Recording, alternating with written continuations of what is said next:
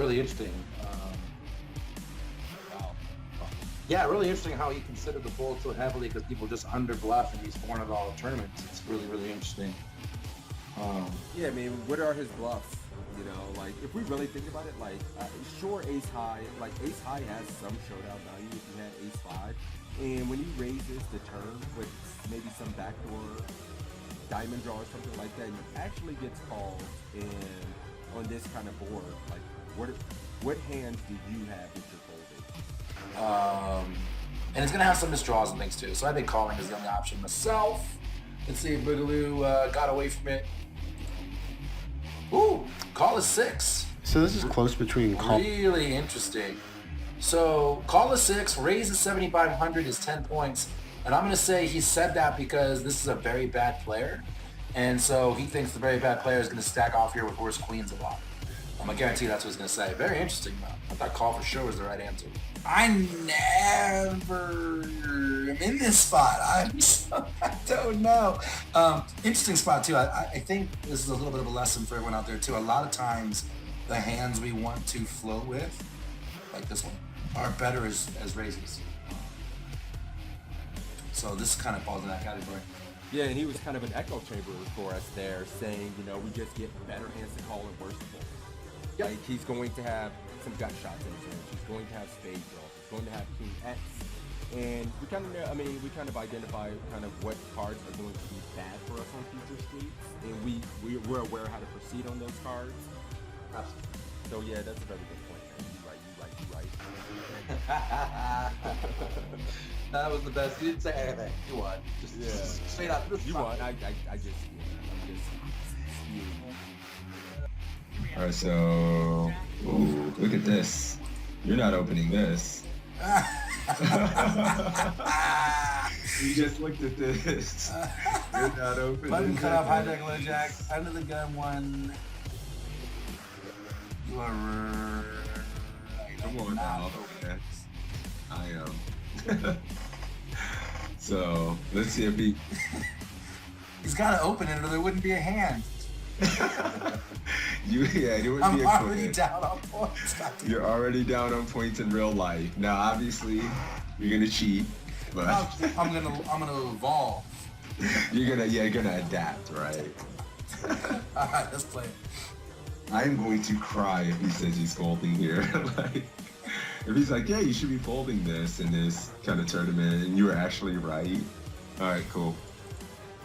Wah, wah. Like a spot where we have Ah! standard, Yes. and the reason is because queen. I just want to say for the record, that this is the best 3-point score I've ever gotten in my life. Because the right answer was fold. The right. But you heard what he said about the tables. This is a 3K. Here comes the excuses. 10 The points excuses fold. to It says open right if your here. table is particularly tight and weak. Welcome to the $5 2K world. I mean, the $11 10K. I'm opening this, yeah, for sure. This is the best 3 points of my life. Oh, that's hilarious. And everybody's 50. Nailed it. What the hell kind of play is that from King Queen? Who does that? What the hell? Yeah, so Mad Dog.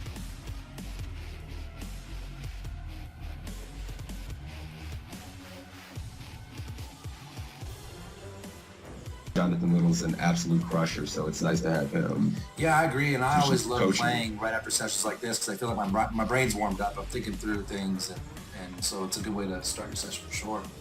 But, all right, guys, this is it. What's up, Mike? You want to give a gist? He was saying Narco Cop was playing about D-pipping about 28% of hands. He had been very aggressive in this $10 buy-in, and here are the options to fold, to call, to raise to 1,200, raise to... What? Wait a minute, he made it 800, and my man's giving options to 12 and 1,400 after. So it's already getting kind of spicy. That's so nasty. To be on the site with these other crushers, well-known poker public figures is pretty exciting, I'm not gonna lie. Yeah, I didn't mention that when I was kind of giving a little intro here too. Assassinato, Matt Affleck, John Little, all coaches on the site, so very highly respectable, quality poker content. Yep, Evan Jarvis as well. Remember Evan Jarvis, Matt Affleck, Assassinato, John Little.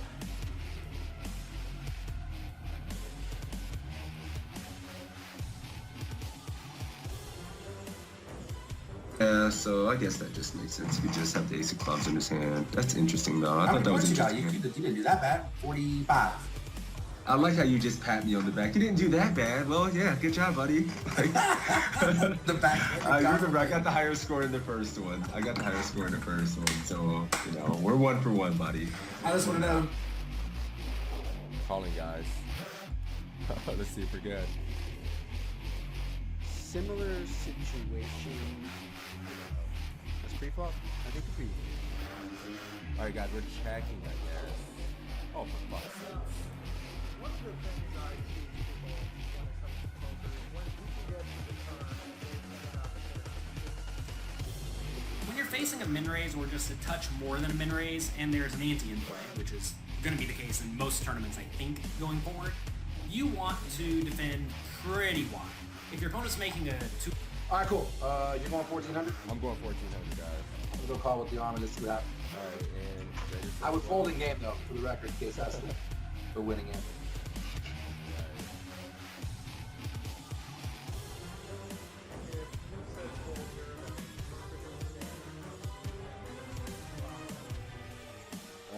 You won. You win. I have to concede. You win. 14K. 14K, let's do it. Let's do it. Well, no, we cannot win. This is a pretty rough spot because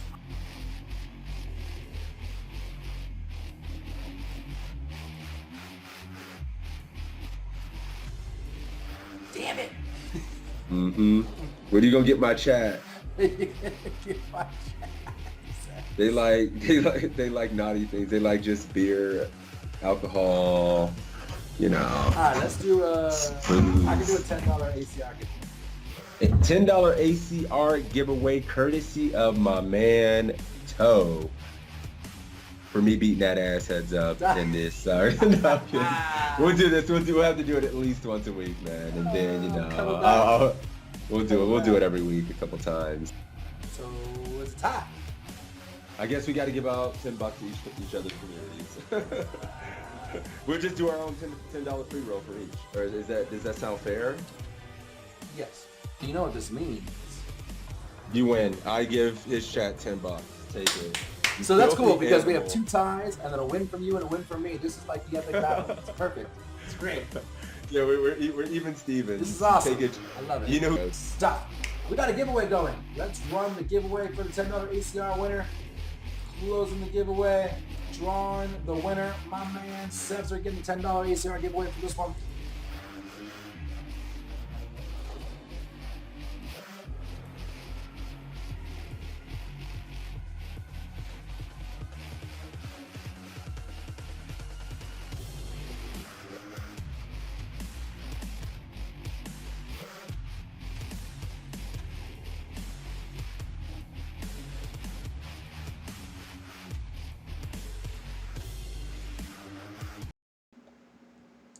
What up? We're ready to study. Sorry it took us a little late to get here. Or sorry we are a little late to get here. One second. Can you do it for me, please, Jeff? I got to do this intro and fix some stuff. You can see that lobby's a little messed up here in the overlay.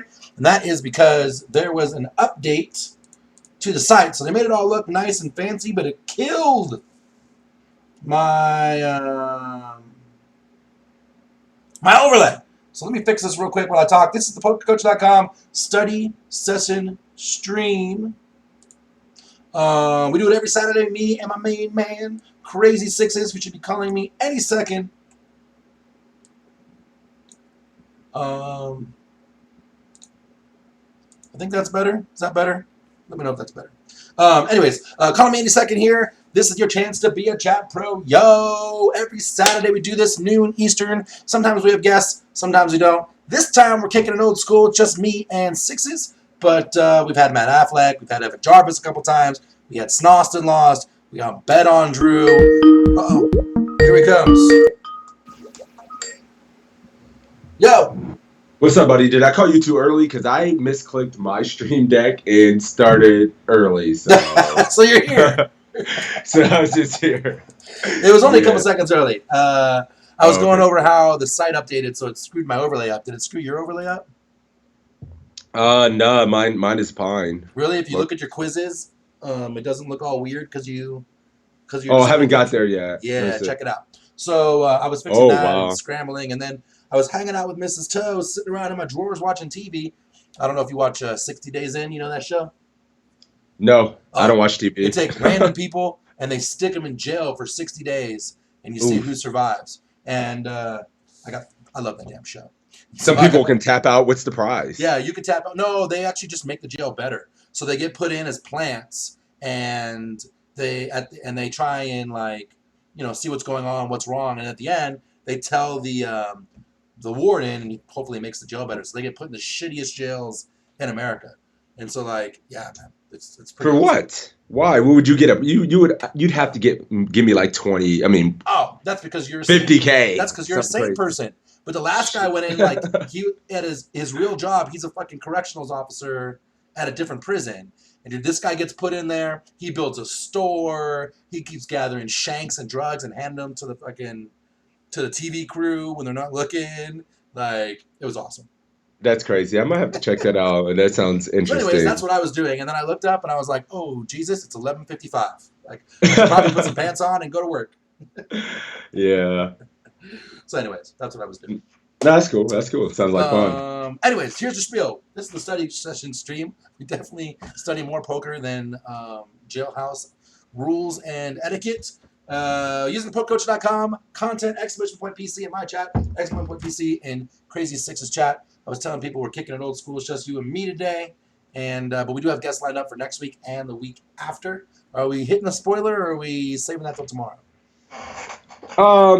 Why not, man? Let's give people something to look forward to, next week. It should be great. Absolutely. So next week, joined by the one and only Justin Fat Train Kelly, I believe his last name is. Ooh, And, yeah, it's Justin Kelly. should be fun. Fat Train coming to join us next time. Yep. I don't know if it's jails. I think it's jails. Guys, everyone's asking about fucking the jail show. Jails or prisons? Yeah, I'm not sure. I mean, obviously, I haven't seen it, but prison would be much worse Yeah, than for jail. sure. You're going to federal prison. It's way worse. Yeah, but anyways, so here's how this works. We got it up here. We take these quizzes. We give you guys a chance to answer. Then Sixes and I will say what we think, and then we'll see what the coach that we're listening to thinks. And then, oh damn, the door's open. And then we'll get the score, and whoever's chat wins. We do a little giveaway at the end. A little bonus surprise for you, Sixes. Beats in my chat yesterday donated 20% of his Plo cash. Okay. To the giveaway today, so it was an extra $5.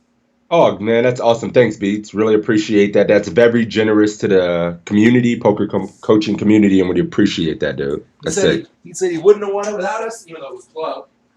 And so he's dedicated back to the stream. My man's a hero. Hero of the community. That's what's up, buddy. Thank you. So yeah, hit that link and tell them what we get, Sixes. All right, yeah, hit that link. You get 25, I believe, free quizzes, a bunch of charts, homework assignments.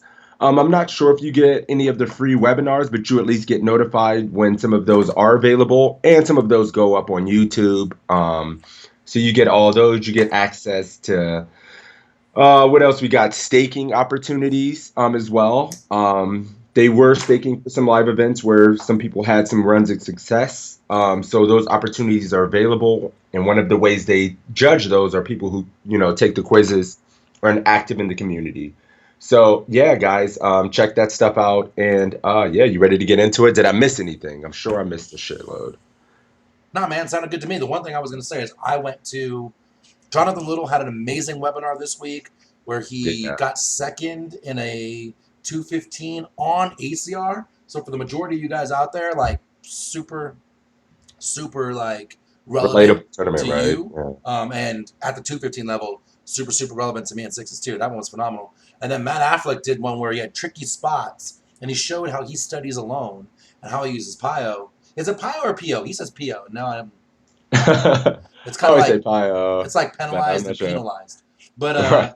he was showing how he studies, and he had, I think it was 4 or 5 tricky spots that were, for me, they were actually kind of mind blowing spots where we all are either checking or betting and massively shouldn't be.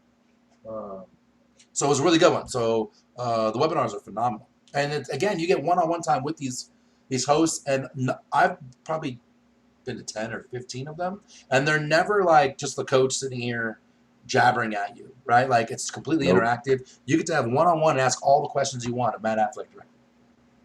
Yeah, I mean, when I was coming up in poker, like 2, 3 years ago, when I came back, I would take advantage of all the free resources I could when I, had a few $100s in a bankroll. So take advantage of these free resources, guys, and build from there. And as you become more profitable, invest in yourself. Yeah, absolutely. Yes, Jonathan Little was playing on ACR. He put a little money on there to play 1 day's worth and says, just be safe and all that. But right now things are so juicy that even Jonathan's coming out of the woodwork to play because online poker is the greatest it's ever been in history. Sixes is winning tournaments this week.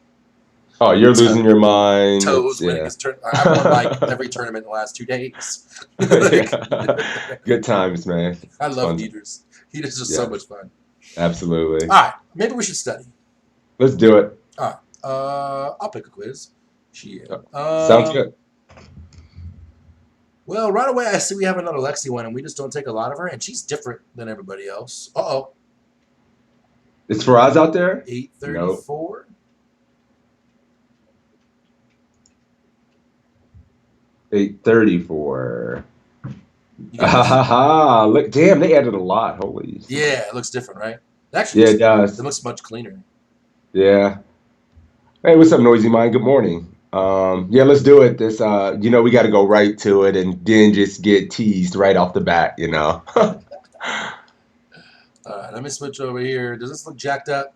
All right, I'm gonna have to mess with this as we stream, guys, but because they updated things and threw my shit off. But I think I'm ready to go. All right, cool. Yeah, I'm ready. I was just getting ready to open up the mixer to adjust the volume, to pump it, all right, cool. And then get everything else. Yep, I'm ready. Let's do it. Let's do it. Here we have 7-8 suited, under the gun +1, 8-handed, folds to us, and our options are going to be to fold, call, min raise to 2,000, or raise 2.5x to 2,500.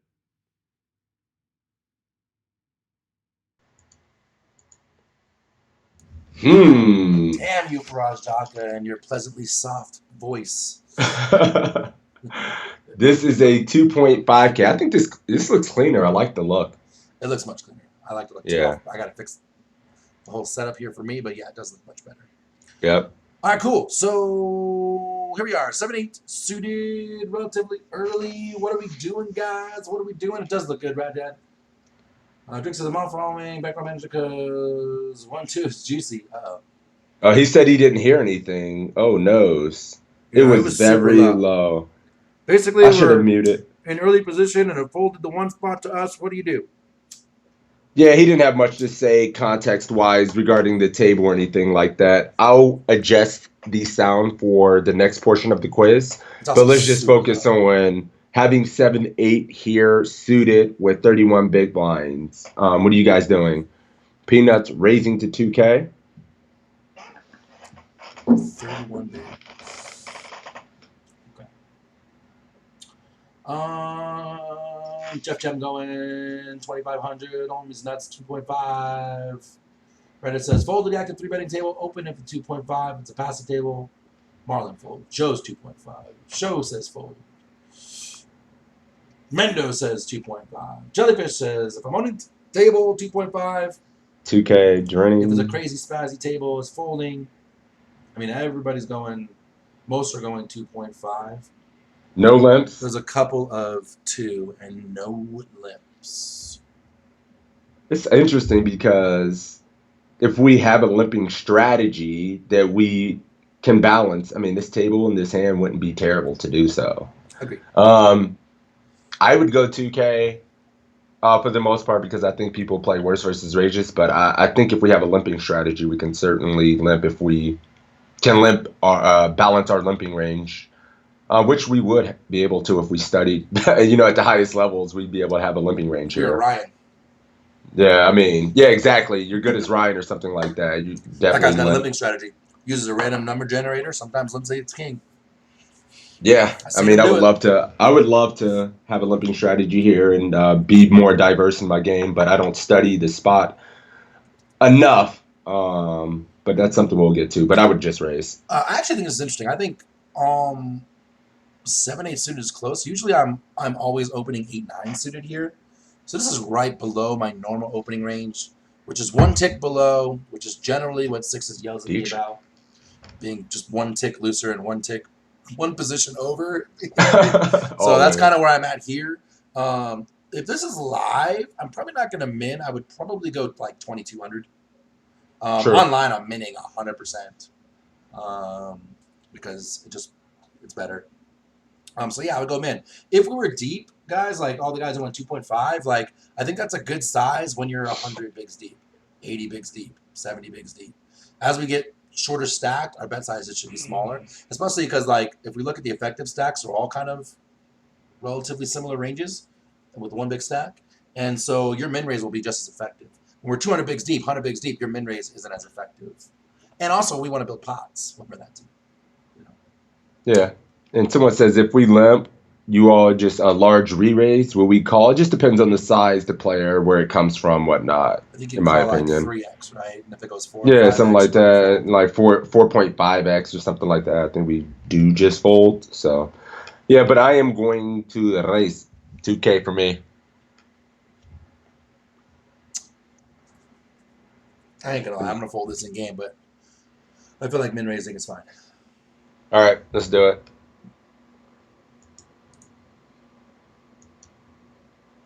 Fold was 10 points.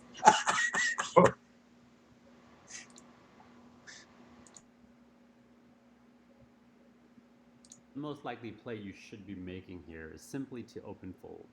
We have 31 big blinds, and generally at that stack size, you want to open needle more blockers. So you'd rather have a hand like, King 10 off, Jack Queen, even Queen 9 suited, King 8 suited. These are hands are going to be much more preferable. That said, I'm never going to say that I'm always going to fold here because there are other situations at the table you might notice. Sometimes you notice a player very likely is to fold, who's not paying attention. Maybe you have been very tight and you haven't opened in a few orbits. Maybe you overheard a player on break talking about how tight you are. So, you really need to pay attention to a lot of different things at the table, and I will vary my play drastically based on these other information. So this was one of the rare times I decided that I'm going to go ahead and open here. Now remember, just because you open this time, it doesn't mean you need to start doing that every time. Um, it's just occasionally you can justify mixing it up. So in the big blind, we have a tag reg. So tight aggressive, a regular flats in the big blind, and the flop comes ace 10 5 rainbow with a backdoor flush draw, and it checks to us. And our options here are going to be to check, bet 4,000, which is about a third of the pot, bet 6,500, about half the pot, and bet 9,500.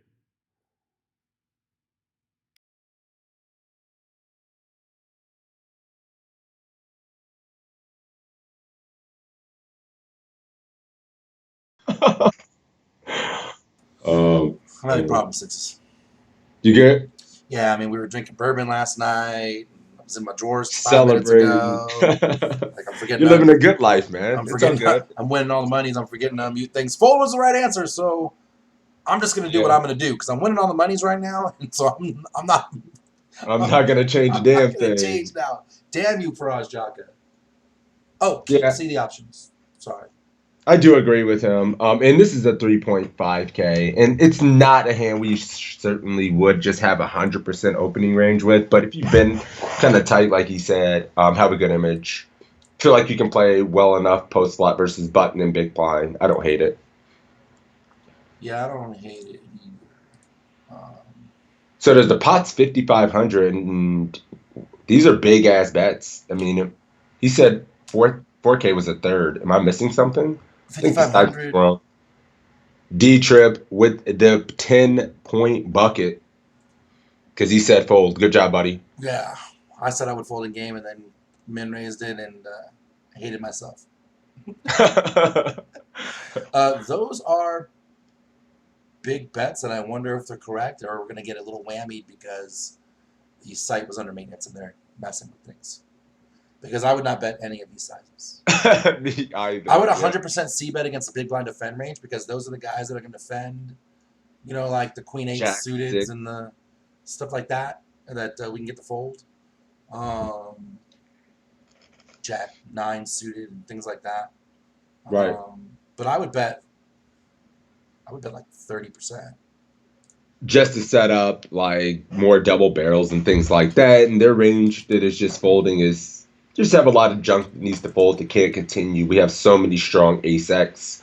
So whatever the smallest bet size of the three we have is the one I'm gonna pick here because this has to be what he means by 30%, but it just must be tagged incorrectly. Yeah, Reddit says range and none advantage betting 4K. 1750 and fold with check raise, says Joe. Check Snake for up the stink 4,000, for the normally fellow. bet 2,600 here, says Jeff. Yeah. 1785 for beats. Already folded, so no action. But Ian, you're going to be in pots with this hand on flops like this, so you should have some answers.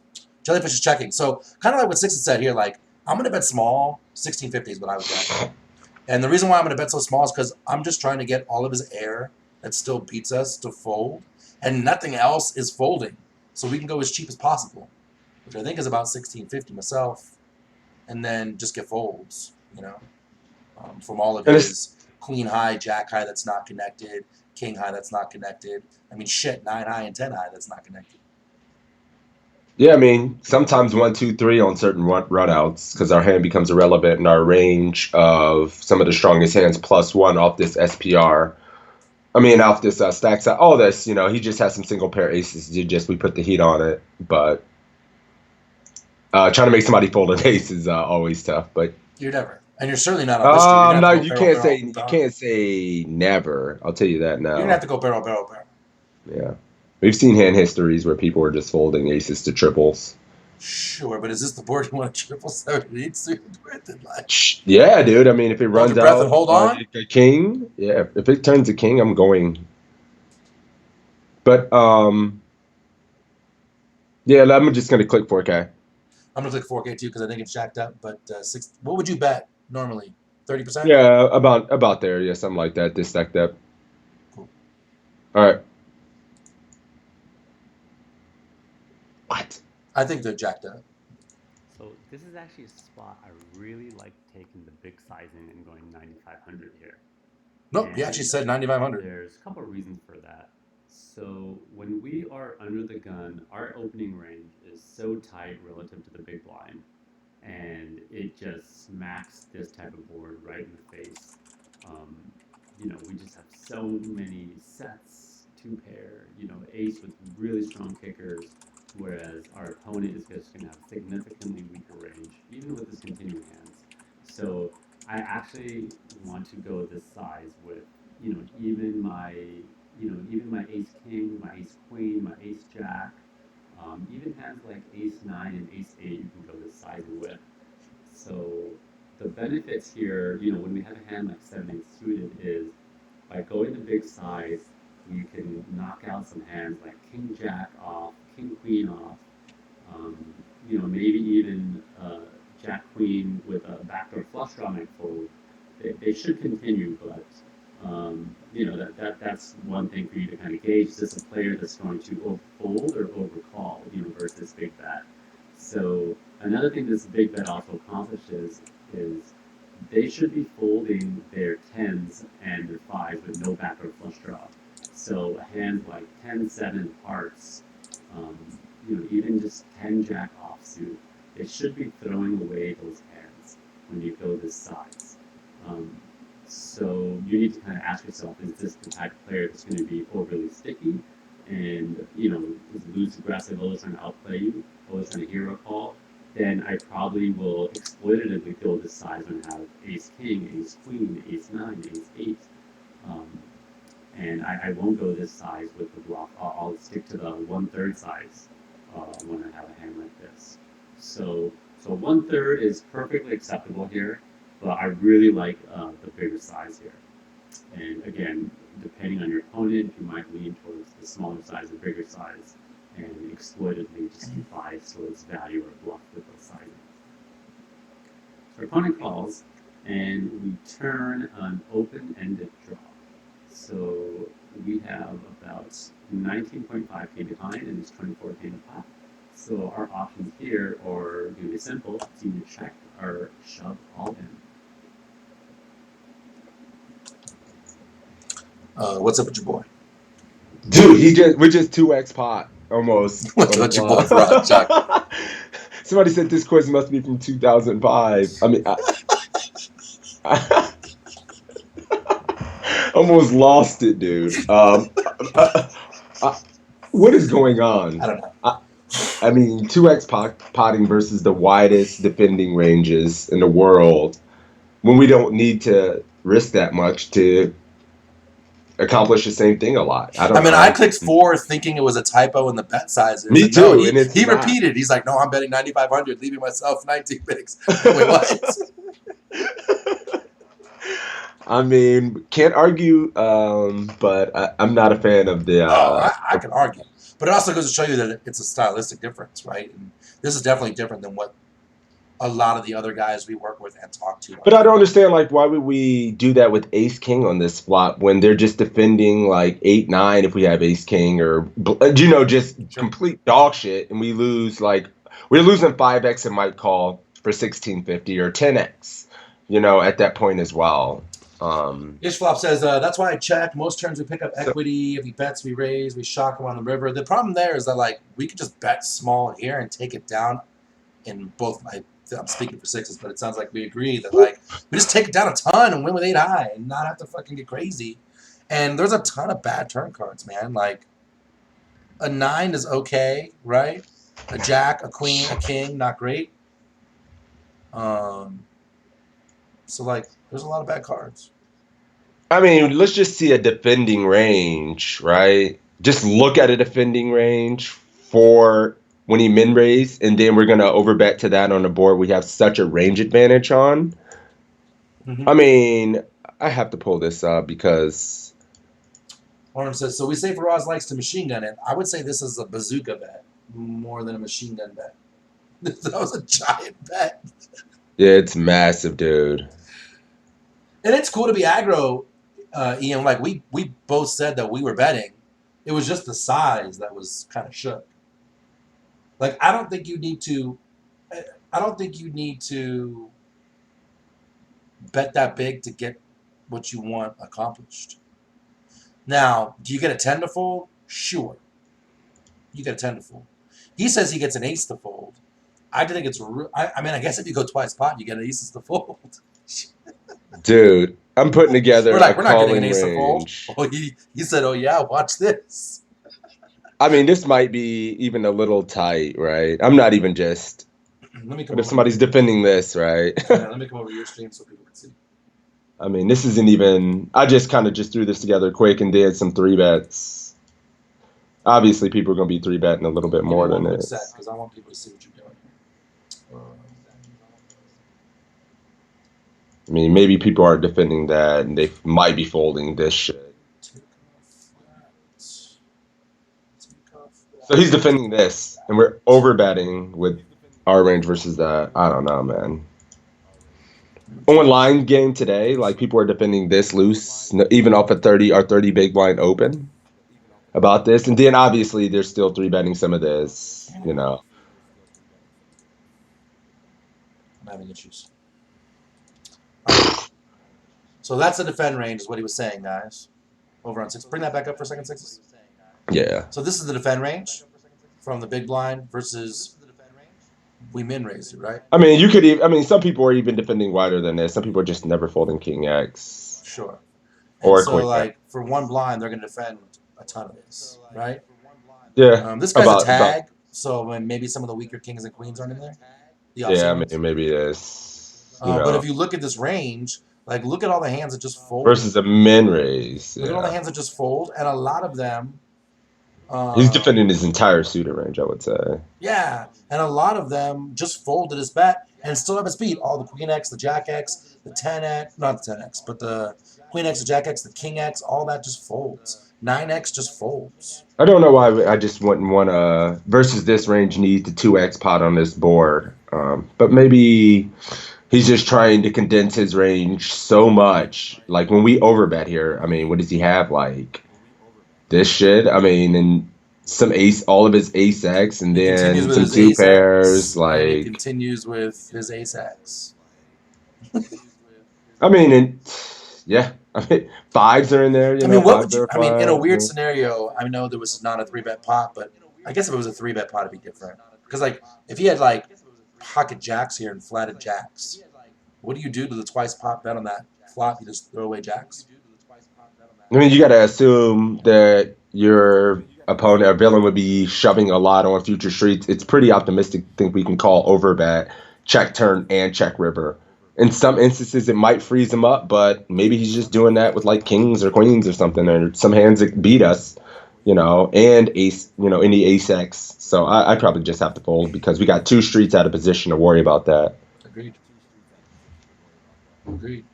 Yep. So I mean, at this point, We're jamming at this point, right? Like, I don't think we have any option. We pick it back. well, we just 2x pot and condensed the shit out of his range. We probably should be realizing this equity. We didn't. I mean, the objective of that big ass bet was to be make him fold, right? And he didn't fold. So all the 10x folds, all the 5x folds. There's no real apparent flush draws or straight draws other than some gut shots that would fold to 2x pot. He has an ace. You're gonna try to make an ace fold now when we have less than one SPR. We probably just got to check. That's Six's guy. I was telling him yesterday. He's a smart dude. I think he talked me into it. Yeah, I agree. I guess we can range to only aces. So we check. Realize, yeah. I mean, we're just fucked. So ourselves no option. All right. He's gonna, he's gonna jam it here. But I'm with you all the way on this one. I'm in the Sixes Mafia. Let's go. All right, let's do it. Let's see. Wrong, right? Yeah. Thank God. So I'm definitely going to want to go ahead and check this turn. This is a spot I used to get wrong over and over again in my career. I just think, okay, I turned equity, I got a jam. But, we really got to stop and ask ourselves, what are we accomplishing?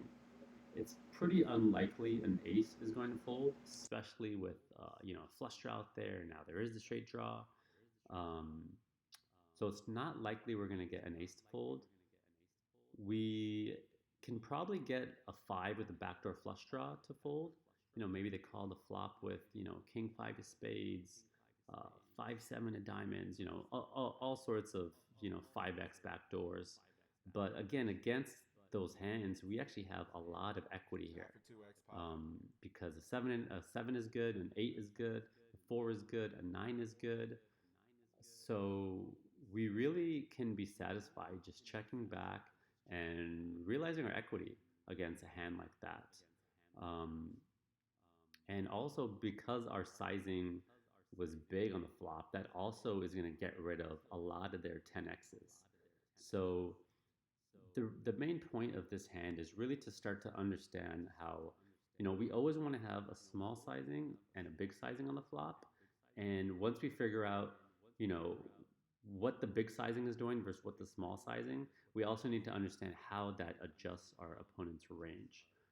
And that's going to dictate how we continue later in the hand. So we already accomplished getting rid of a lot of 10x, a lot of king queen off, king jack off on the flop.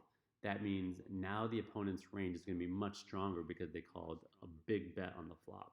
So we just need to be, very mindful of that.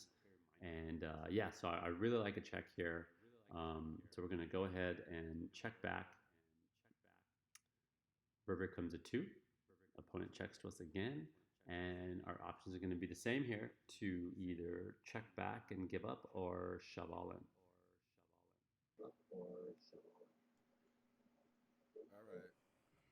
Bet line? Hell no, right? I mean, whoops, I didn't want to give it away. Who's jamming? Am I still muted? No, you're here. I'm back. Oh, okay. No, I was looking around because I have to mute like three things. I mean, thank God he checked it. You nailed it. I mean, you slam dunked it. We Yeah, it's condensed just his no range way. to only ace X, so we checked flop. We checked turn. He did briefly mention like some 5x backdoors and things like that. Dude, there's no way, right? No way. It's There's straight just ace X. I was saying in my chat, like, that's why I would bet 30% flop, 40 to 60% on the turn, and that way I still get the weak ace to fold. The 10 folds at that point. We get similar amount of chips, and we give ourselves an out on the flop if shit goes haywire. yeah, you could even just go small and then maybe even overbet and put fewer chips in there. I feel like. Mm-hmm. And when we go bet check here, like, we never have ace king anymore. Right? So, like, oh, well, let's say this. What would the chat do before I go down this path? Because I got things to say. Yeah, check is David says jam check. 8 high seems. is good. Oh, look at that. He had 3-4 diamonds. You know what's gonna be funny? We're gonna check, lose, and not see the hand. So just a spoiler alert. Ah, he's gonna kill us on this one of all hands. He'd say, "Yeah, well, I give up because he only had ace X check, and we don't even get to see." Although I'm pretty sure he's got an ace in this one. Done with the hand, says Jeff. Move on. And now you've lost 11 bigs. He's a crazy man. Yeah. All right. So if this is a 2005 thing, then go all in. And he calls you down with pocket fours. Somebody says the jam seems very punty. Good morning, God. I thought I saw that move on Global yesterday. Oh, somebody just punt river, I was just just jam. being sarcastic. I didn't see it, but I'm sure it happened. It might have been me. I just busted like 12 tournaments in 2-3 hours. It was good times. Bowling saves us a lot of trouble. We still have 20 bags, but yeah. You and I were together in something last night. What were you? Yeah, for a minute. I remember it's like a 55 or something. We can only win this pot one way, says Show. Survival is key. I'm done with his hand, says Gambler. I mean, I would argue that we could win this pot 0 ways because of the way we bet it. You know, I mean, I think that if we jam here, like, we can, I don't think ace king goes bet check, right? So what aces do we go twice pot on the flop and then bet, and then check turn, like, that we opened in this spot? Ace 9 suited? Should have just folded pre and had a third of our stack. I mean, we could also have just lost 3 bigs, 4 bigs, and been done with it. Yeah. There's that argument too, right? All his weak X's and 10X. He ain't got no 10X really Well, when you we bet twice 2X pot on 5. flop. It's a check give up, in my opinion. All right, this is a check give up, boys. Let's just move on and then get the pain. Frost, of if you not jam seeing this, his we're gonna have a stern. I'm gonna write you a sternly written letter. Yeah, I did send him this video. Like, what's going on What's here? that? All right, let's do it. So on this river, I'm still going to continue to go ahead and check, give up this hand, and let our opponent just take down the W. There's nothing wrong with surrendering. You've got to pick your spots wisely. I actually don't mind a bluff here as well. I don't mind shoving all in. It's not something I'll do too often, but occasionally I will take that line. And something to be very mindful of if you want to bluff this river is on the turn, you want to take a lot of our hands like ace 9, like ace 9, ace 10, maybe even ace 5, ace 6, and check these back on the turn. So by doing that, it allows us to call rivers when the opponent wants to take a hand like Jack Queen suited back with a flush draw, King Queen suited, Jack King suited, maybe in turn 5x with the back row flush draw into a bluff and jam. And we don't want our turn checking range to be so weak that they can just jam any 2 cards and we're always folding.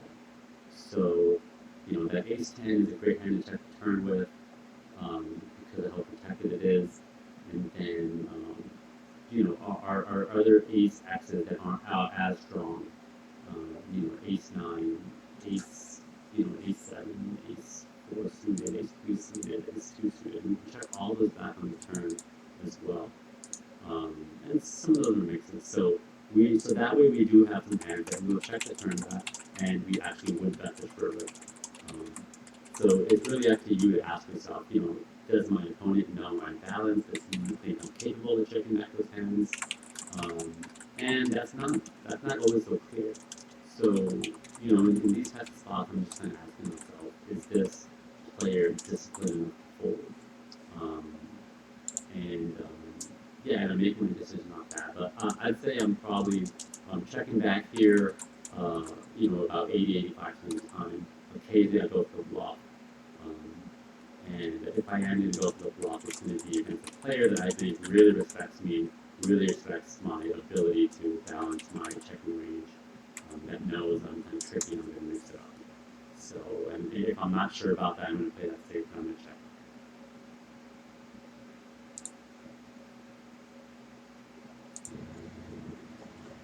He did it, boys. He did it to us again. I mean, the guy had a fucking ace. Oh yeah, we don't. Yeah, it's I obvious. He mean, he just has had some an kind of. ace. This isn't one that's hard to tell what the man had. He had some kind of an ace. I mean, we know? made it. I mean, I totally get the turn and river play because of the way he played the flop. But you and I, again, we've gone over this over and over again. We think you don't necessarily need to play the flop that way. Put that many fucking chips in. No, no. We can play the Absolutely. I mean, four in my blind opinion, pot and won or lost four bigs versus an 11 blind pot easily. In my opinion. yeah, just overbet that pot. I don't have it in my game to just really overbet this flop. But maybe we have to just get Empire and look at it a little bit more. But it's not something that I'm going to be doing too often here. Why? I think Faraz? he says, "Why? We need to get I your don't ass on know. the study stream, Faraz. We gotta have a talk. Get You're a your ass on genius. this. You're Get a your ass on genius. this." So you obviously are reading a different book. Yeah, high level. We maybe one day we'll get a chance to study or have a rise on the stream. You never know, man. I'm working Justin on it. We will try. We've been working Justin on it. We'll work with Jess. All right, let's do it. It's usually Alex who melts our brains. Like I'm so Yeah, I uncomfortable haven't with seen that it play. quiz. All right, cool. What should we do next? Yeah, get him to explain that one. I mean, I would just love to see like the sim or where he's pulling that strategy from that we want to overbet almost 2x on that flop with 7-8. But It all says right, it seems like Pio and all that like a lot of checking. Why is that? I don't not know. That's a really broad statement that I don't yeah, know. too broad. Yeah, I can't quite answer that. Like it likes a It lot of likes betting in a lot of spots. So it really depends on like a shitload of factors. right. A shitload. In position, out of What's position. Faraz's ACR handle? I don't know. Just try to get my Big man a quarter pop green big is tag. yes. Decided to be aggressive this time. Pat, it's good. Our pair is good He's a enough. legend, dude. Thought you're supposed to bet wet flops big. You're supposed to bet wet flops big when you have, a hand that you want to either like push for value or semi protect. With in that spot when you raise Mendo and the big blind defends, we can bet small because he's got an ace or he doesn't. He's got a 10 And or if he doesn't. And everything else is just not, is just going to fold for a and small bet. we have so many ace X, the thing is just our range advantage in general. We don't get check raised a lot because we have so many ace king, ace queen, ace 10, tens, aces. So, all right. You want to do 859? I know you were talking about Lexi one, ace 5 of Sure, hearts. we can do some of the newer coaches. Let's do it. All right, let me get this over here. All right, ready. Oh, wait a minute. You remember She's low. Lexi had the real low sounds. Real low. All right, so let's do it. Hi everyone, this is Lexi Gavin here with Oof. QuickerBooking.com, and today I'm going to talk to you about a hand that I played at the Commerce in LA. This is the LEPC 1100 1 million guarantee, and this was a very fun table. There were actually no good players on my table. There were a bunch of people doing a lot of very strange, weird things. So let's jump right into action. Under the gun, I have labeled as a limping station. He was limping all of his bad junky hands and raising all of his good hands, so he was pretty easy to exploit. So he open limps under the gun, probably loses nothing. And he folds to the cutoff, who I have labeled as a fishy recreational player. He makes it 1800, and we are on the button with ace 5 of hearts. So what should we do? Should we fold, call, or re-raise to 5700?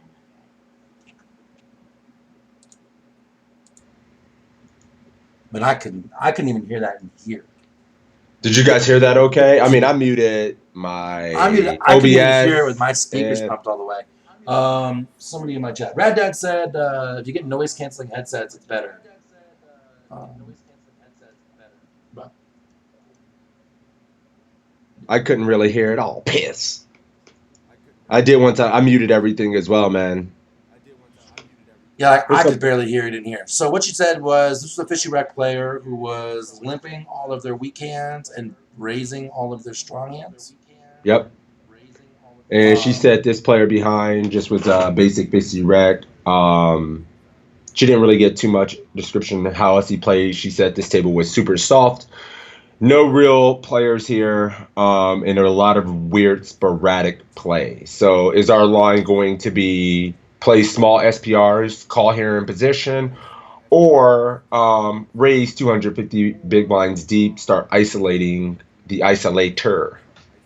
What are you guys thinking? I have every answer in my chat right now.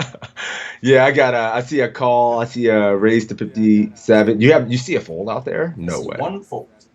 Woo. Okay. Call. Peanuts calling. What's up, Holy? Dewey lost every game last night. That hurts still. All right, I'd like to call in position to see the flop. All right.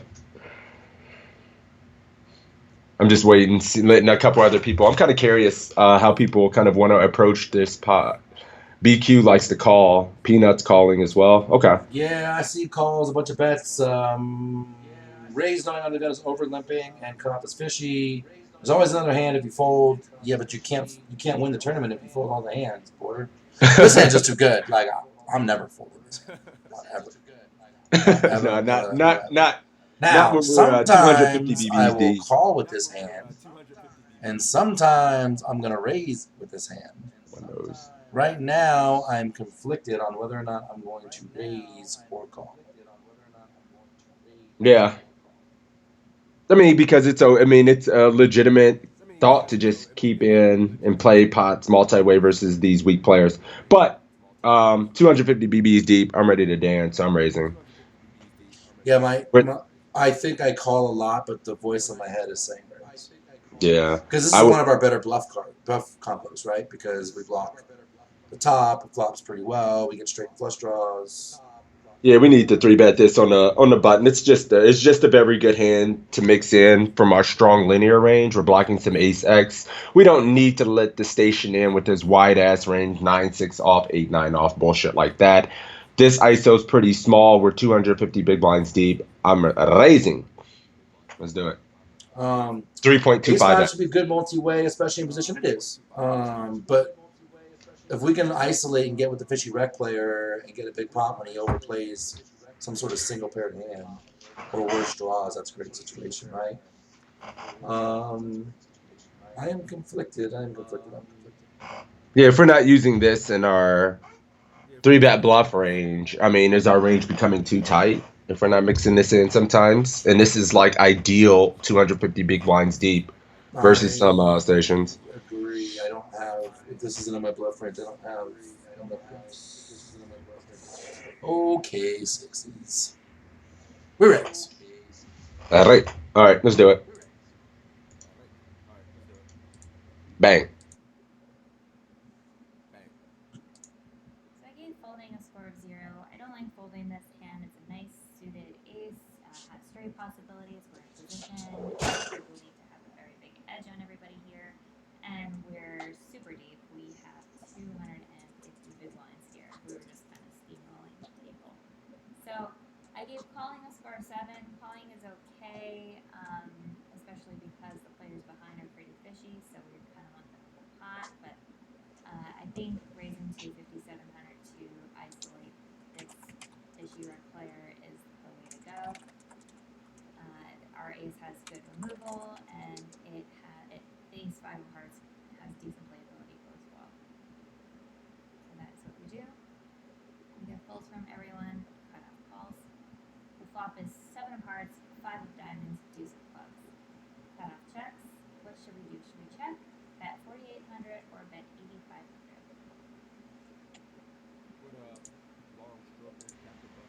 All right. So there's some conversation here in my chat.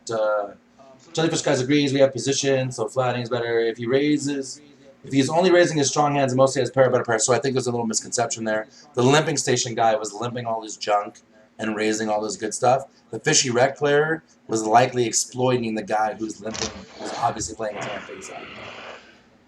Right. A 7 for the call. It's decent, but probably not the best move. I mean, 6 has really nailed it again, where he said, if we're not raising this hand, what are your bluffs here when you are raising, Jellyfish? And if you're only raising the top portion of your hand, pretty You easy don't to have play enough- yeah, against. you- I mean, you don't just, I don't know. You don't When have certain enough- boards run out and I call you and I know you're only at the top of your range with like high cards and you never have like ace fives or 9-10s in your range, you're just going to get wrecked, you need right? punish. But yeah, I see BQ's going 8.5K here. Anybody checking 4.8K? What's up, chat? What are we doing, boys? Don't be shy. We're here to get better. We've 3-bet. We're in position. I see 4,800. Peanut. 1, 2, 3, 4 4,800s and 3 8,500s. I have to think about this. 15, I know what I'm 600. doing. 8.5K to try to take it down. Bet 4,800 and expect a raise. Marlon says Why? 4K. Mendo says 4.8. 2005 poker go 19.6. This isn't for Roz's quiz. I think it's Bunch of probably- 4.8s and a couple 85s. You want to go first? You want me to? Sure. Are you sure? You've just been too smart today. I got to show that I know something. Yeah, I'm just going 4.8. Me too. 30% is about 46.80, which I probably would go something What do you like 4,700 if I'm nitpicking.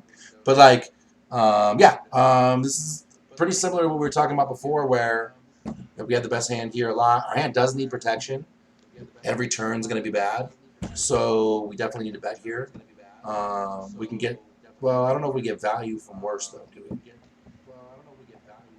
I mean, I don't know. People are just, I understand the 8.5 to just try to make him fold out some floats. But is he really folding out floats if he has king, queen of hearts or something like that? And it's fine because if they over cards that are a heart, we get to continue on. We pick up more equity. Yeah, I feel like we just go, I'm just going to go 4,800 here. Gambler says bet in his pot, half pot. I think half pot. We can Do call you a have a raise reason as for half well. pot, Gambler? Because my snap answer to that is everyone just bets half pot when they bluff. When they're not bluffing, when they value, they just close their eyes, they click the half pot button, super easy. You drink your beer and do that. Where like we definitely want to be. This is something that like I've been working a lot on in my game lately, and Sixes is really good at. Is like being a lot more fluid with your bet sizes to accomplish certain things and in different scenarios, and using the best bet size for this scenario. Here, I don't think there's a reason to go half pot. Only reason to go half pot I can see right now is when we bet 8.5 on a turn and he calls, there's going to be a pot size bet on the turn. So it does give us some attractive semi bluffs. So for instance, if it is some kind of heart on the turn, we can just jam, right? If we pick up, if it's a 3, sometimes we can jam there as well. So I'm starting to see the merit because 17 plus what's out there, 32 minus what he has, the 8, he has about a pot size bet behind. So we could almost go bet jam would be the attractive decision between going between 4 and 8. Sure. And we do get a little bit more protection from some random floats. So I'm interested to see if she's interested in betting and then jamming, betting 8.5 and then jamming cards where we just pick up more equity, like just a heart as well. So I'm getting a lot of questions in my chat. Fishy wreck player, I think he gambles. I don't think he's just going to call here with like Queen Jack, something like that, right? Like he's got to have some sort of something. It's most likely going to be like Six was saying, like King Queen of diamonds, King Queen of clubs, if anything. That's like random float, or it's going to be Ace X with a wheel draw, like something similar to what we have. Ace 3, Ace 4. I don't think 44. ace-6 calls the raise, right? So yeah. If every turn is bad, why should we size up here? Because there's different arguments. 6 is brought up a good argument for sizing up here because he wants to be able to jam turns when he picks up equity. It's definitely a decent argument. The argument for betting small is that think about what your target range is here, right? Like if if every turn is bad, that doesn't mean he's just going to randomly float us here. We don't have to bet big to get it done, right? If he's got ace king, what do they do here? Just fold. And it's interesting because if I just did the math, there's going to be 35-8 left in his stack if we bet 8,500 and 32-6 in the pot. So we're not even going to we have a slight overbet. So, yeah, I think we could just go 45 because if he does have a pair, it continues inelastically, right? It's just not like he's going to fold a pair just because we go 48 or 85. He feels like compelled to call one because we have overcards in our range. And then all of his random king, queen of spades and just king, jacks and shit like that just fold anyway. Sure. And we lose less anyway, and we can call it check raise. So I'm going this. Jeff says, what do you do if you get raised here? You said you were calling. Yeah. I mean, we have a backdoor straight draw, backdoor nut flush draw, and over. In a smaller sizing gives us a better price. They pop that to 50. Sure. Would you call with 2 overs and a backdoor flush draw in position? Yeah. All right, let's do it. Wait. There's some more questions because we were talking. No problem. No, do your small bet until we covered that one. Given the info she gave on the villain, he's probably folding here a lot. Probably broadways would be my guess. Ish, I agree. We go small. Bet 8.5 to get value from 2 overs. Jellyfish. What 2 overs are calling 8.5? Queen Jack just folds. I mean, maybe queen, jack, or diamonds. I mean, theoretically, yeah, but they have to be suited diamonds or clubs, right? Like, yeah, hearts. You know, so like it's even less combos. Just my best size is a good idea, but what about when I'm playing Dagabides or T-Ride or someone who has a lot of history with me? Then I want to bet consistently to not give them info. Gambler, the cool thing is as you're working on your game is evolving, and you make these fluid changes. Gambler is a WSOP player. These players' names are all WSOP players. Their notes are now going to be irrelevant for you because your game has evolved and their notes haven't. So you can exploit that. They're not going to know what you're doing when you bet small here. Oh, shit, he must have value. He's betting me this value-y, wants me to come along 30% quarter pot bet. You know what I mean? They're going to have to evolve to you as you're evolving in your game, right? The game is changing. Also, look at the argument with a button, with a huge stack. We could easily be opening with all our middle suited hands as we are controlling the table, except I don't know that we are ISOing. Are you ISOing like 8-9 suited here or 7-8? No, that might be a better hand. It's a flat. It's not terrible because, when we hit 8-9 suited, there's better flush draws and things like that we let come along and better straight draws with 8-9 suited and things like that are going to be up there. So we got to be a little cautious. And ISOing isn't terrible to have in our range, but probably maybe more 10-8, Jack 10, things like that. Sure.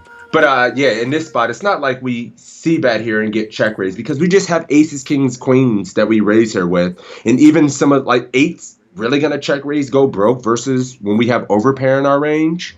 So it's not easy for this player to just be able to check raise us on this board when we still have all the overpairs. For Someone 70 asks, do we have more 2 pairs in our range? I think nobody's got 2 pairs. This is a 4-bet pot. No one's got 5-7 or 2-5. Yeah, it's a 3-bet, but yeah.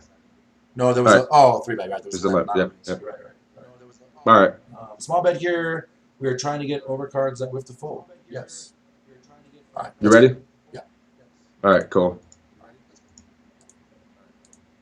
I gave checking a score of 10 points. Bet You crazy. 800 a score of You crazy. Right, it's I muted him. It's close between checking and betting here. I elected to check because it's a very dry board and he's just not going to have much that he can call with. But on the other hand, betting 4,800 is okay because of the fact that he is a recreational player. He is probably going to be calling the flop with a lot of his ace and king high type hands. So we could be betting the flop for value, but I think that checking is just the way to go. And I scored betting 8,500 at 2 because there's just no reason to go that big. It's a dry texture, and we could get away with a 4,800 bet if we do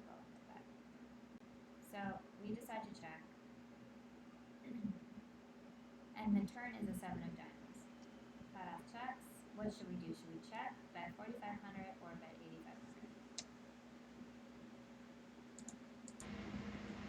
8,500?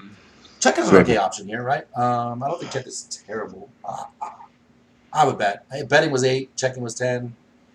I mean, if you I would think they're have continuing checking. with a lot of pairs, Yeah, she if said we she was think- checking because worse ace X and worse king X.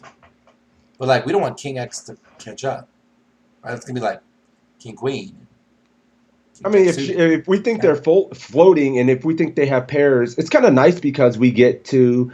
Sure, we put a bet in there, but we don't check and cap our range. We bet, and we usually, right, when we bet flop, right, and if they have a pair, they're gonna call and check into us on the turn, which allows us to get to river and showdown potentially for cheaper rather than being in some weird check calls mode with second pair where we're questioning if this player has pocket eights or not. So I would prefer a bet, but I get it. I don't want to cap my range either too much. And an 8 When and we a 10 stewed is are super picking close, up. right? Like, it's not like betting is wrong. I mean, we can bet here, pick up a fucking 3 of hearts, you know? I mean, 4 of hearts, and then like. I guess my argument is that, ace. like, I think depending on the coach, some coaches are going to give betting a 10 and checking an 8, and some coaches are going to give checking an 8 and betting a 10. True. I think it's like the same at this point. Right. Right.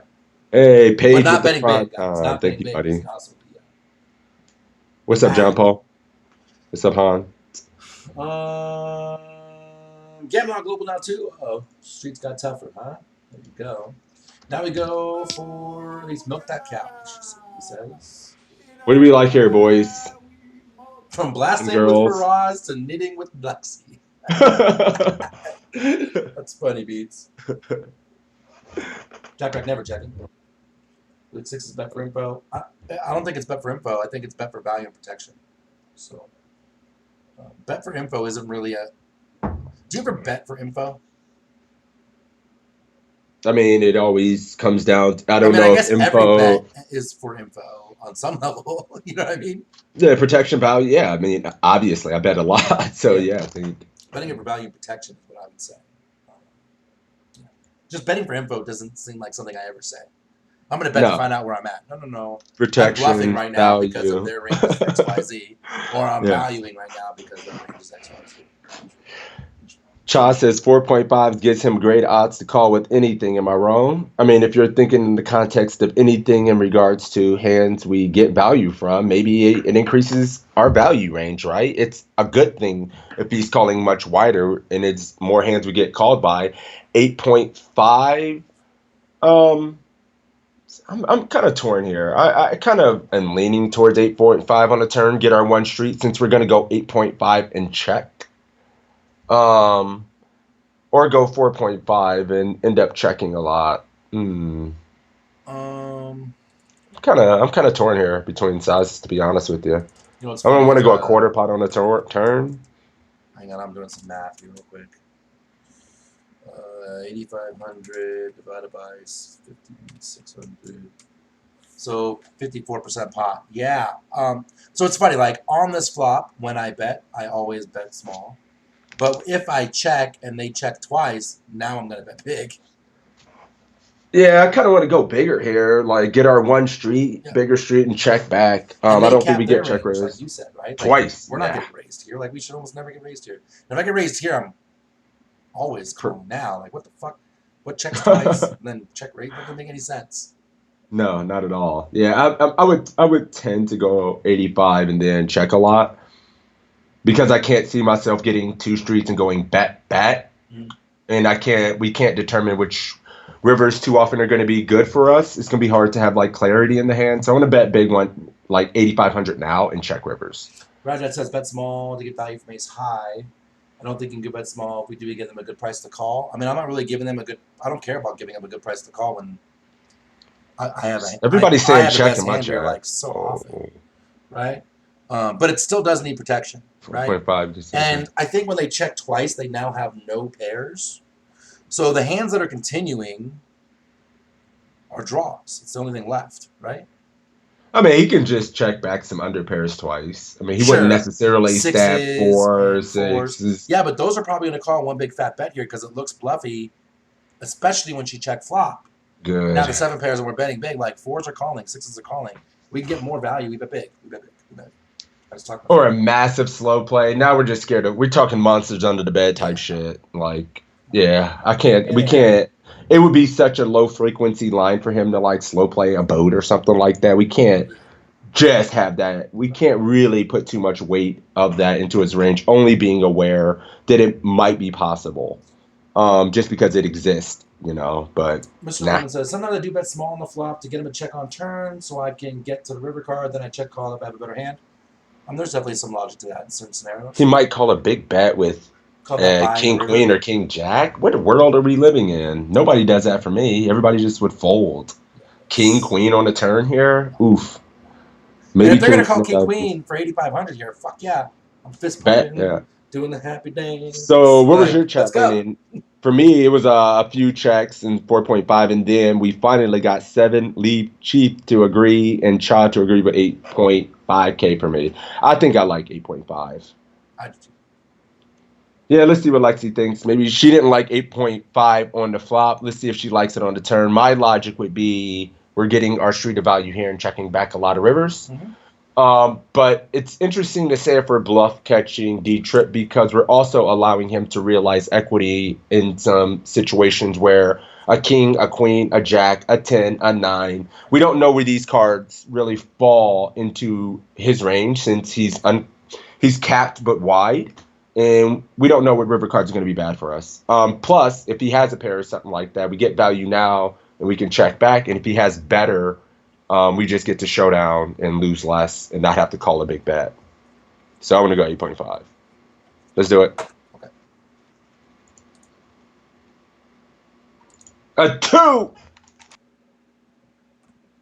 Oh, Lexi. So I gave checking a score of 7 points, bet 4,500 a score of 10 points, and bet 8,500 a score of 2 points.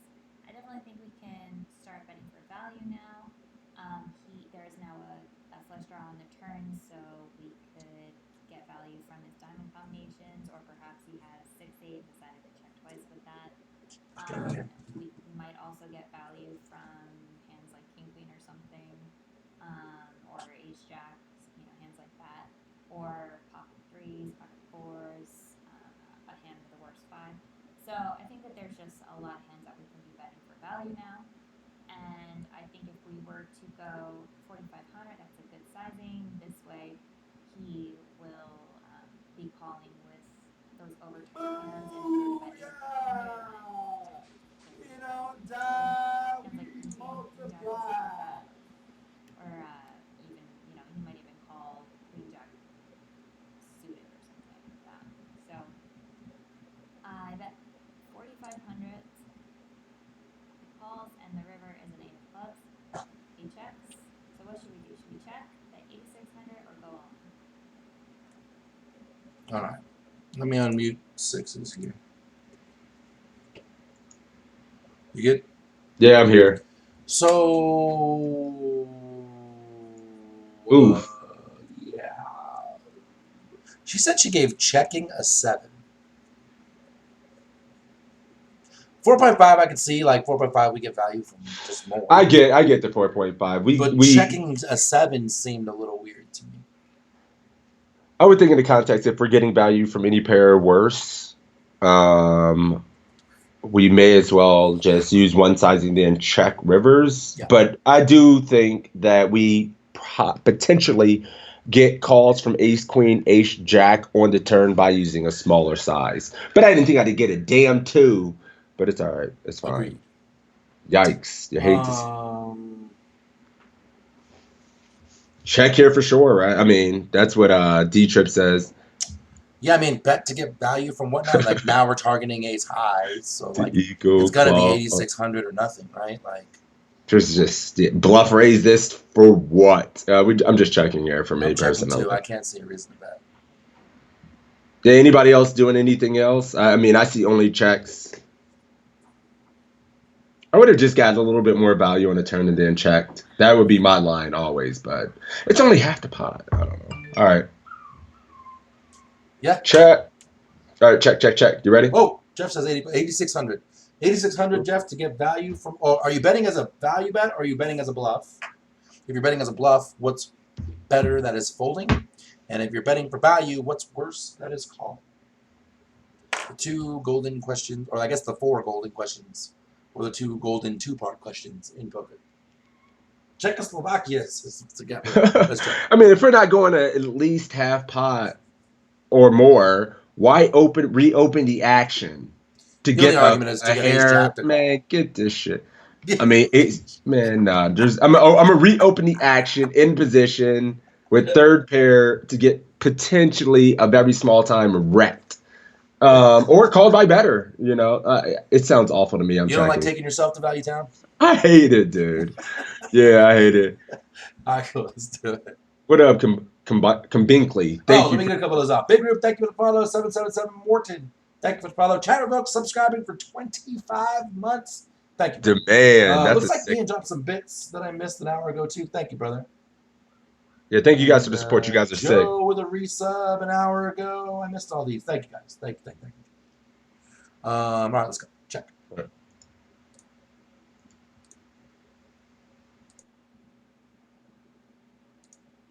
keep checking a score of 10 points, bet 8,600, a score of 8 points, and going all in a score of 0 points. Definitely no reason to go all in here. We're only getting called by hands that beat us, and it's not like he's going to call with diamond combinations, so going all in is a non-option. I think checking is good. I don't think he's going to have much that he can call us with. If we are going to bet, I think 8,600 is a good sizing. He might still call us with worse hands, like maybe he even finds a hero with ace highs. So I think it's close between checking and betting. I decided to check this particular time. And he had ace king suited, so we probably could have gotten right there. Maybe. So that's it for today. Hope you guys enjoyed it and learned something, and I'll see you on the next one. All right, turn this volume down. Turn Skype volume. I think I'm going broke with the ace king pre. I know you may not. You probably just call, but I would probably just raise, dude, and get this in for 70 bigs in a live tournament. I would get this in pre. If he made it, this week, like he went 57. I would get this in pre this week. I would have flatted last week. I mean, out of position here with potential. Yeah, I mean. But would he have called 8.5? No, I think she may have. I mean, who knows? He may have called 8.5 on a turn. Because our line looks so bluffy. It looks so bluffy when we check flop. Like I said. And then stab. And then stab big. Like that looks so bluffy. Yeah. We're not checking queens on the flop, right? Very much. No. I mean, it would be a cool line too, but no. Yeah. I'm sure some frequency maybe. Right. Less scare cards on the turn. It's a pretty dry board. Yeah, I mean, I'd probably, if I had the ace king there, somebody made it 57, we're probably somehow going broke. So, I mean, Bruce says he's so confused because everyone gives great explanations to do completely different things. That's the thing about poker, right? Like, a lot of times there's not one right answer. And a lot of, all styles can win. You just have to figure out how to make them win for you. So that's why you see such differences between Sassinado and anyone else, Faraz and anyone else, Yeah, it's cool to get all these different viewpoints and perspectives and philosophical ways that these players approach the game. It's very interesting, and it's nice to add little bits and pieces of their thoughts to your game and, become your own individual player. That's what's great about it. It says, let's review a hand where Toe has kings. Ban that motherfucker. Hey, Mr. Gambler, thank you for that follow, buddy. Oh, thank you. You reminded me. Come thank you for the follow, too. It's hot in here today. Yes. Yeah. All right, so who I picked that one? Yeah, I don't know. Yeah, I did. He's paying attention to such things. All right. So we haven't done any of the. Oh, this is not filtered. Hang on. I saw Evan Jarvis. I was like, "What? Evan Jarvis did a tournament?" Yeah. Apple bottom jeans. I'll never forget that, man. We haven't done any JL. This is king 6 off from under the gun 1. Multi-way. All right, 843. Because what is Jonathan doing with king 6 here? This weird explanation. 843. I got to see this. $1,500 live tournament with King 6-0. You'd love to see it. Let's do it. Oh, he's not under the gun. He's in the big blind. Oh, look at these blinds. 38. What the hell? All right, yeah, let's take a look at this one. It looks kind of crazy. Here we have the king 6 offsuit. Let's see how we get involved with this one. Under the gun +1 min raises. So usually what it takes is a min raise. Cutoff calls, button calls, small blind folds, and now it's on me in the big blind. Should we fold, call, re-raise to 16,000, or re-raise to 23,000?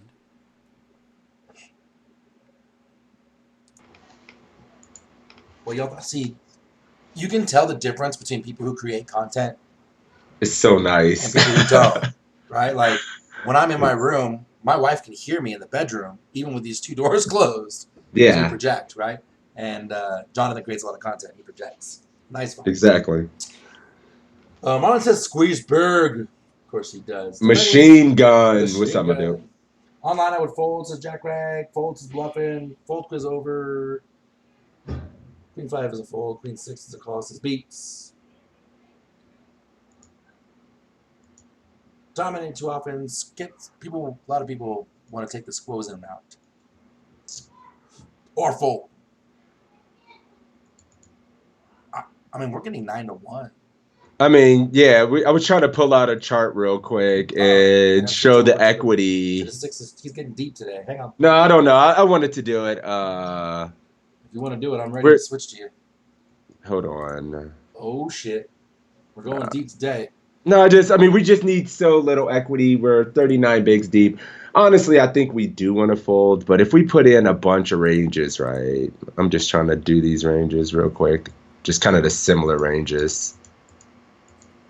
And then we get the better price. Like, there's just... I think a lot of us want to fold because King 6 is just not going to... We're going to be getting, like, reverse implied odds a lot. And it's even going to be hard, but at the same time, we're getting... 9-1. And then 9-1, and then we need, like, what, 13% equity or something? I'm just putting in a bunch of random ranges from this, and I just want to see... You going to put it on screen?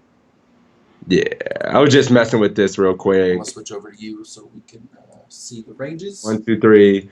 These are just like abstract ranges you can use. And this is a cool tool. Equilabs is free, guys. It's a fun ass, like, something to play around with. And the cool thing, if you're not familiar with Equilabs, is I'll just show it. So if you go over here to the ranges, like for the positions, and then they have like these kind of real basic ass type trees built in. And then, like, for the cutoff, and then you can just go around, and it should be the cutoff opening range and things like that.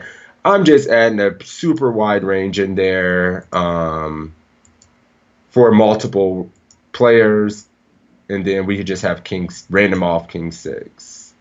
You are... Oh, that's a flop. I'm sorry, that's flop. I meant to give myself a hand in the big blind.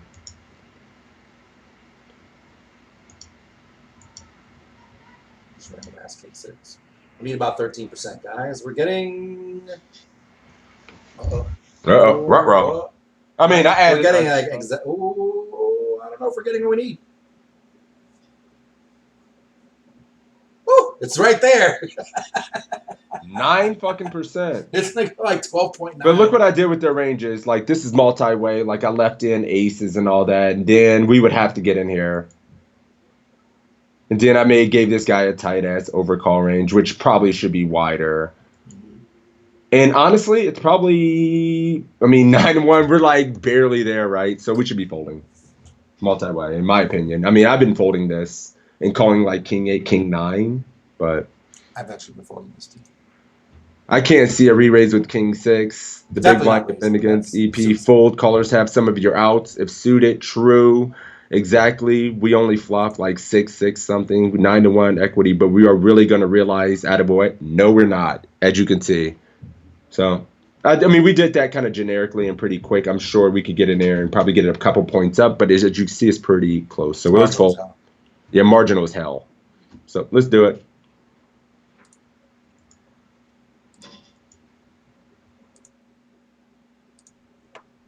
this is actually closer than I think a lot of people think it is. A lot of people in this scenario call literally every time, and I don't mind the call. I don't think it's particularly bad, but you have to be very, very, very careful with hands like big card, little card after the flop, because quite often, whenever you make one pair, you're usually dominated either by a bigger pocket pair or by top pair better kicker, right?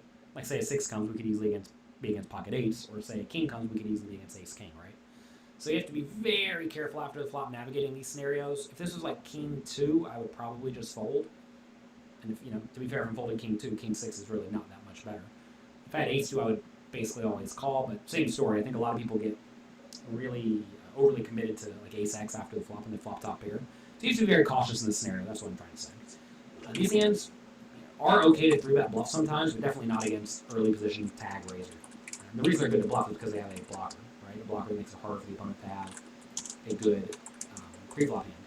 So I need to call here to check every flop. If I do get a king, like we do here, and let's say tag bet and or let's say I'm going +1 bet and cut off call, I would just fold immediately, just to like kind of demonstrate how nitty we're playing on these spots. All right, turn is a jack. Should we check, bet 4,200, bet 8,200, or bet 14,200?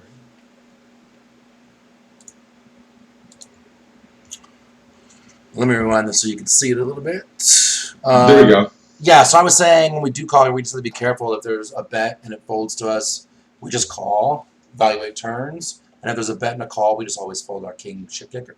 I mean, that's how we play this post, right? But it checks around, it gets really interesting, guys. What are you doing, though? Are we betting now for value because it checked around? And it's interesting. He also said like, if had under the gun just open and there's a call, he's just folding. If under the gun just opens a c-bets into this, he would just fold. Yeah, because he's betting into 4 people. He should never be doing that without a king. Yeah, it's gonna be hell on earth on future streets. You're out of position. It's just, yeah. Drew says check so much. Everyone's checking. You check? I mean, they certainly could be checking their jack X second pairs, and then when we do bet and get called, what the hell are we gonna do in the river? If we bet, Block bet again. Multi-way or under pair, I'd probably bet 6K here. I don't think those are calling, but what might call is something like Queen 10, 9-10, something like that.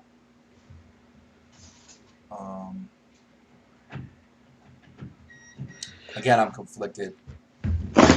I can get behind a check here for sure. They still have all the jacks out there. I think they have very little king X, but they have all the jacks.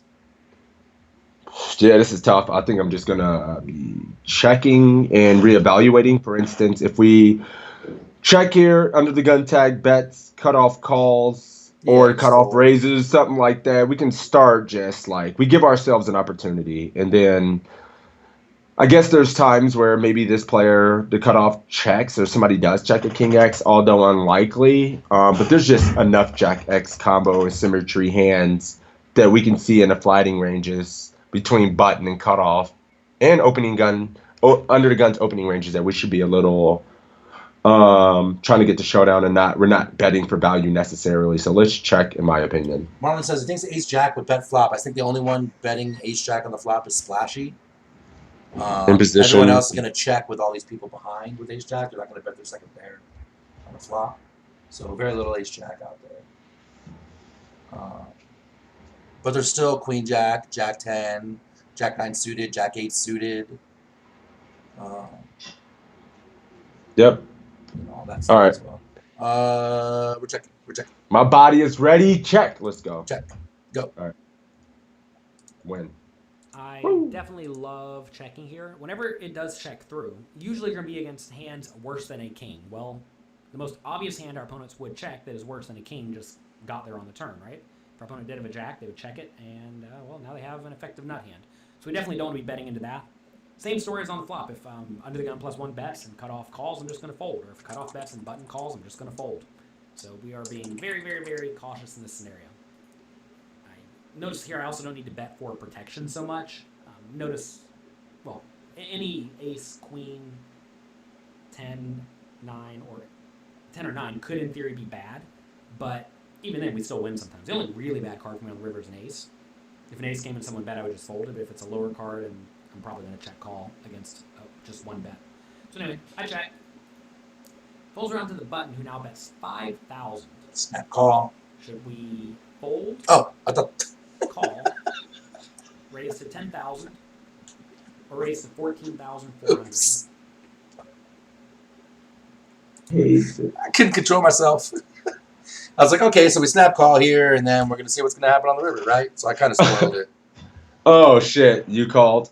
Yeah. Yeah, I mean, I can't fold now. Like I would think. I'm calling as well. Yeah, he's going to bet all his kings, and he would bet a lot of his jacks, and we just have a value hand at this point. Like, yeah, I'm calling. I think. Wait a minute. I want to revisit because we're getting some comments in the chat. So Lowe says 4,200 might have your opponent spaz out without a jack. Have to be ready to call a check raise and reevaluate on river. That's very optimistic, considering if we bet 4,200 out and then someone raises, you think we're spazzing out multi-way when we're effectively raising into 3 other players. So our raising range needs to be a little bit stronger because they can have a lot of jacks. And I don't think anybody's just going to spaz out and bluff raise you when you lead out into 3 other players. So, yeah, I think we want to be checking. And the player in the back seat here, we're getting 4-1 here with top pair. He can be betting in the back seat as a bluff or with worse value hands as well to try to get the showdown. So we're certainly just going to call getting 4-1 with the king. We're just not folding. Toe already spoiled it and moved on, but yeah, we're just not folding. There's not really a discussion. I think getting 4-1. We don't want to bluff raise to 10K. That sounds really bad. 14K as well. So let's call and see the turn. How do you know he's spazzing with a check raise? Yeah, I mean, we don't know if they're ever spazzing, if they're check raising. If we go small, spaz multi-way. When you get bet into, like Six said, someone's betting into the whole table. Like we're leading. And then into 3 other players when a jack X is in a lot of ranges, and then somebody raises that. Oof. Yeah. Now, listen, we're not fist pumping here, like you said there. We just can't fold. No, yeah, we're gonna have to make decisions on rivers and reevaluate, and make decisions based on his sizing. Right, isn't it ace? Ace on the river would be terrible. For real, yeah. All right, I'm doing it. I'm calling. Mm-hmm. This is a very easy call at this point. If, under the gun plus 1 bet, we should actually consider just folding to 1 bet. But whenever it gets around to the button, a lot of people will just take a stab at it once the flop checks through and the turn checks through, especially given the read on the opponent that the button is relatively splashy. This is a situation where we just cannot fold. Yeah, we're going to be beat by the jacks, but even then we have some outs to the king, I suppose. Most of the time, though, this opponent's going to show up with a lot of hands like bust or marginal draws or just stone bluffs like ace high or 9-8 or whatnot. So I like to call. If we do get raised, we are folding. And then we're going to be checking every river.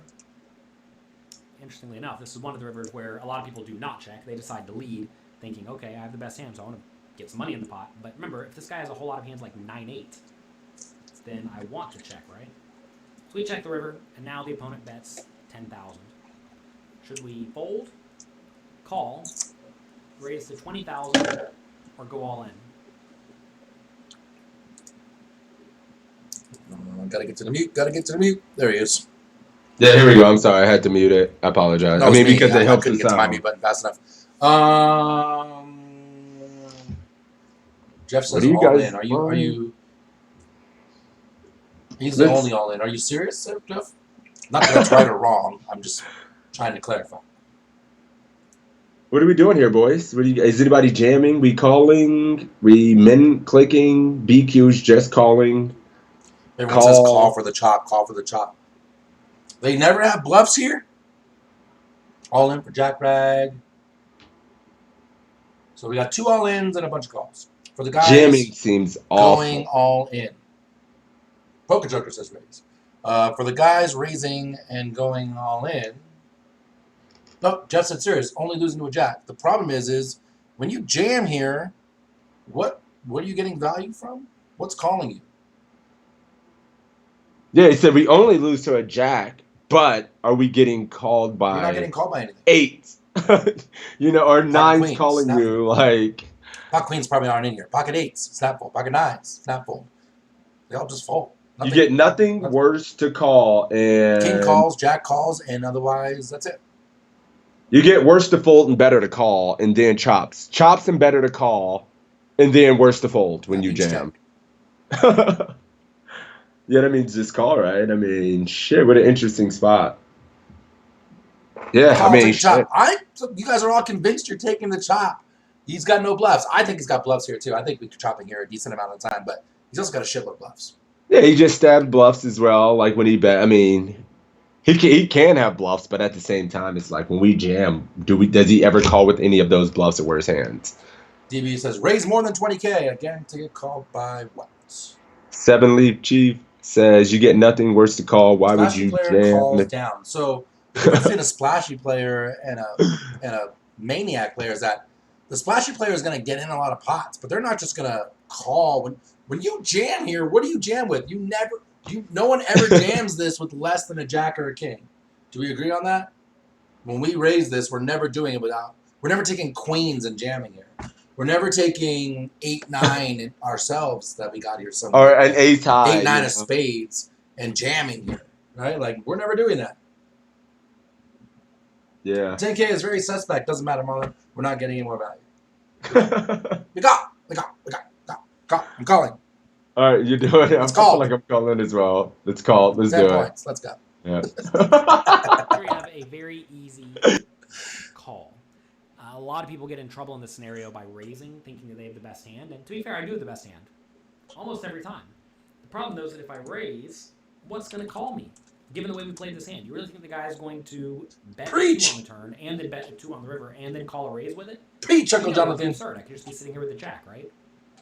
So it's also important to note that the opponent could have a jack. Would the opponent call a pre-flop raise with some hands containing a jack? Yeah, ace jack, king jack, queen jack, jack 10, jack 9 suited, jack 8 suited. All those hands are reasonable, especially for a splashy player. So all those are possible. Obviously, they're way less likely because there's 3 on the board, but there's either 4 or 1 combination of all of them remaining. Besides king jack, I suppose. So a jack is certainly possible from the opponent. And for that reason, I just don't want to raise here, right? It would be different if there were a whole lot of hands the opponent could call with, but the fact that I have a king in my hand blocks a lot of those that he could conceivably call with if I had a jack. But if he has a king, he's not going to fold to a raise, right? So if he's not going to fold a king, and he's always calling a jack, and he's not going to call the worst hand, there's absolutely no point in raising at all. And I would literally never raise here, but I watch people make this raise all the time in small stakes games, and they're lighting their money on fire. So anyway, we call, easy call. We're not folding, by the way. Don't fold. Don't think, oh, the guy just must have a jack, because he could easily have a king himself, right? Or a bluff. He's sitting rotate high. He's at least going to consider a bluff. So we do call, and this time he has a jack, so we're fortunate to not lose more. I actually don't like the opponent's line here very much. He should definitely bet a little bit bigger on the turn. Like good value. 7,000, I think. And then on the river, he should be betting big. Because if I have a busted draw, I'm always folding. And you're always calling. I'm never folding. Like if you bet 40K here, I would just cry and call it off. And I would have lost a whole lot more. So very, very poorly played by the opponent. You will find some players use very different bet sizes on the river when they have the nuts versus when they have bluff. And if you find someone like that, in theory, you could just fold this if your opponent announces with his bet size that he has exactly the nuts. But you have to have a lot of history with your opponent in order to make that happen. And very rarely do I have that much history with anyone. So easy call on the river for us. Do not raise. That would be very, very, very, very bad. Someone asked a question in my chat, like, if he jams the river, are we still calling? I mean, I guess yes, because I think we're splitting a shitload, and then there's just only one jack in the deck. Oh my god. Are you folding if he jams? If he butchered it. Ham?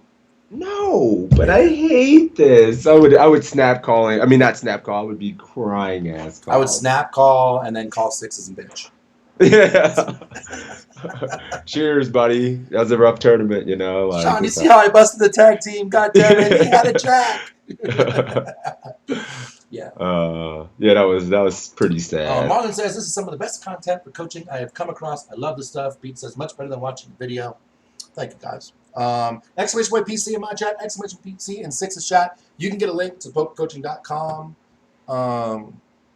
website where you can take these quizzes on your own. There's homeworks, there's charges, all this great stuff for you for free. And there's also a premium version where you can get all the unlimited content.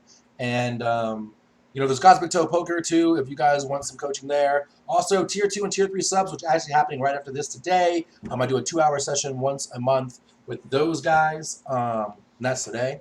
So those are all options if you guys are enjoying this content to just get more of it.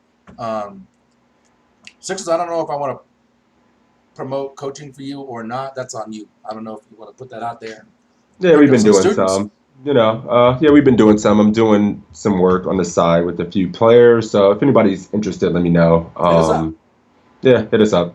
And I'm doing actually a little study group tomorrow, but I'm not going to really lead it. I want to help create study groups for some of you guys. I know a big thing is communities and people struggling to find other study partners. So if I can help facilitate that a few days a week, since me and Toe pretty much studied every damn day, it feels like lately, I'm gonna try to help put together some groups with some other peoples and jump in and out and help around, do that kind of stuff. Let me know about that, if it's going to be a free one for guys like that. Yeah, it's free ones, yeah. I can hit up every it's just day. Free ones. I have 2 guys on standby, and I have 2 study groups that I always push these guys to, but I don't know if they want to have open doors or if they want to kind of like interview and kind of tighten up, but I have guys coming in all the time, so I'll throw guys in that too. You want to do one more, or are we calling it a wrap? I know you got your study group, and I know we got to get together and do some business kind of after this for a few minutes. So it's what time's your study group? Whenever this ends. Whenever this ends. I can push it for 15 minutes so we can do that work. Okay, cool. You want to try to squeeze in one more? Sure. Or you think we're okay? Yeah, let's do one more, guys. And we got to do the giveaway with the bonus $5 from Beats. So we can't. Hell yeah, I can do that. Okay. We got to pick somebody who doesn't do traditionally 8 minutes. So we can't do an Alex one, unfortunately.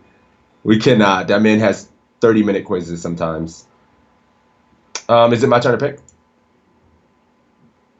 Yeah, it is actually. All right, cool. Let me check. I'm looking through. Jonathan always has nice, clean, reasonable timed quizzes. Either Jonathan or Matt. Creator. And no, it's so nice. Let's do a kind of. I haven't talked to Matt in a few days. Like in person, or are you talking about? I mean, both, or quizzes, or. So I talked to him yesterday, but I haven't taken his quiz in a week. Yeah. All right, let's do it, Jonathan. Let's do 835 real quick. 9-7 clubs, the old Johnny backhand. Let's do it. All right, let me get there. Ready to go. All right, let's go. Here we have 9-7 of clubs early in a $1,500 buy-in shootout. Now, shootout's a little bit different than a regular tournament. The way a shootout works is you have to bust everyone at your table before you move to another table. And essentially they are cash games, right? So winner take all cash game for the first table and second table, etc., until you get down to the final table, at which point then they have a regular payout structure.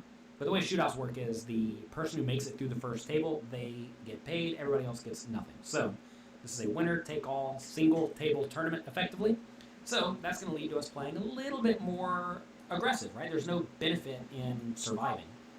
So we get 9-7 of clubs in early position. Should we fold, call, raise to 1,700, or raise to 2,400?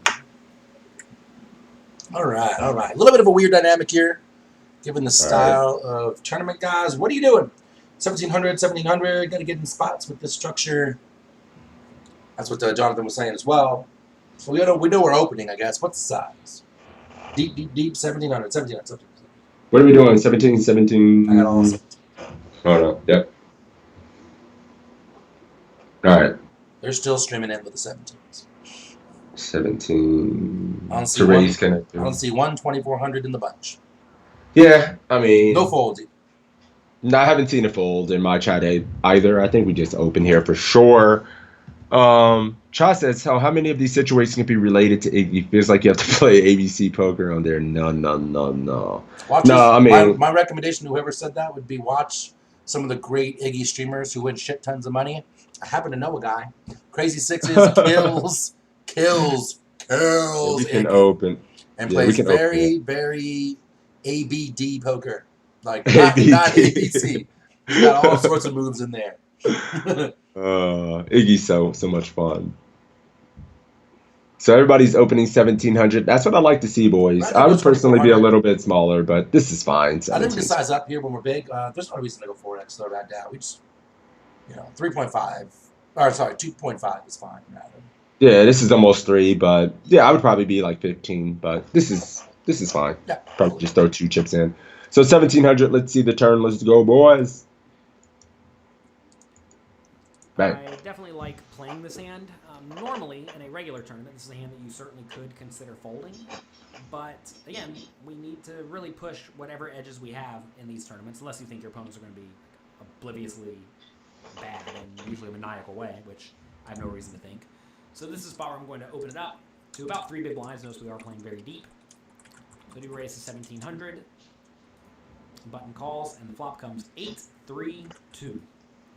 Should we check, bet 2,000, bet 4,000, or bet 6,000? All right, boys, what are we doing? Whoa! Oh, that was so loud. It's so good. I couldn't get to it fast enough. What are we doing, guys? Check 2K. What's up, boys? Don't be shy. I got both. Check Who it see at 2K. betting, be checking. 4K, 6K. Big bet, small Check bet. call, says Rad. I usually see bet.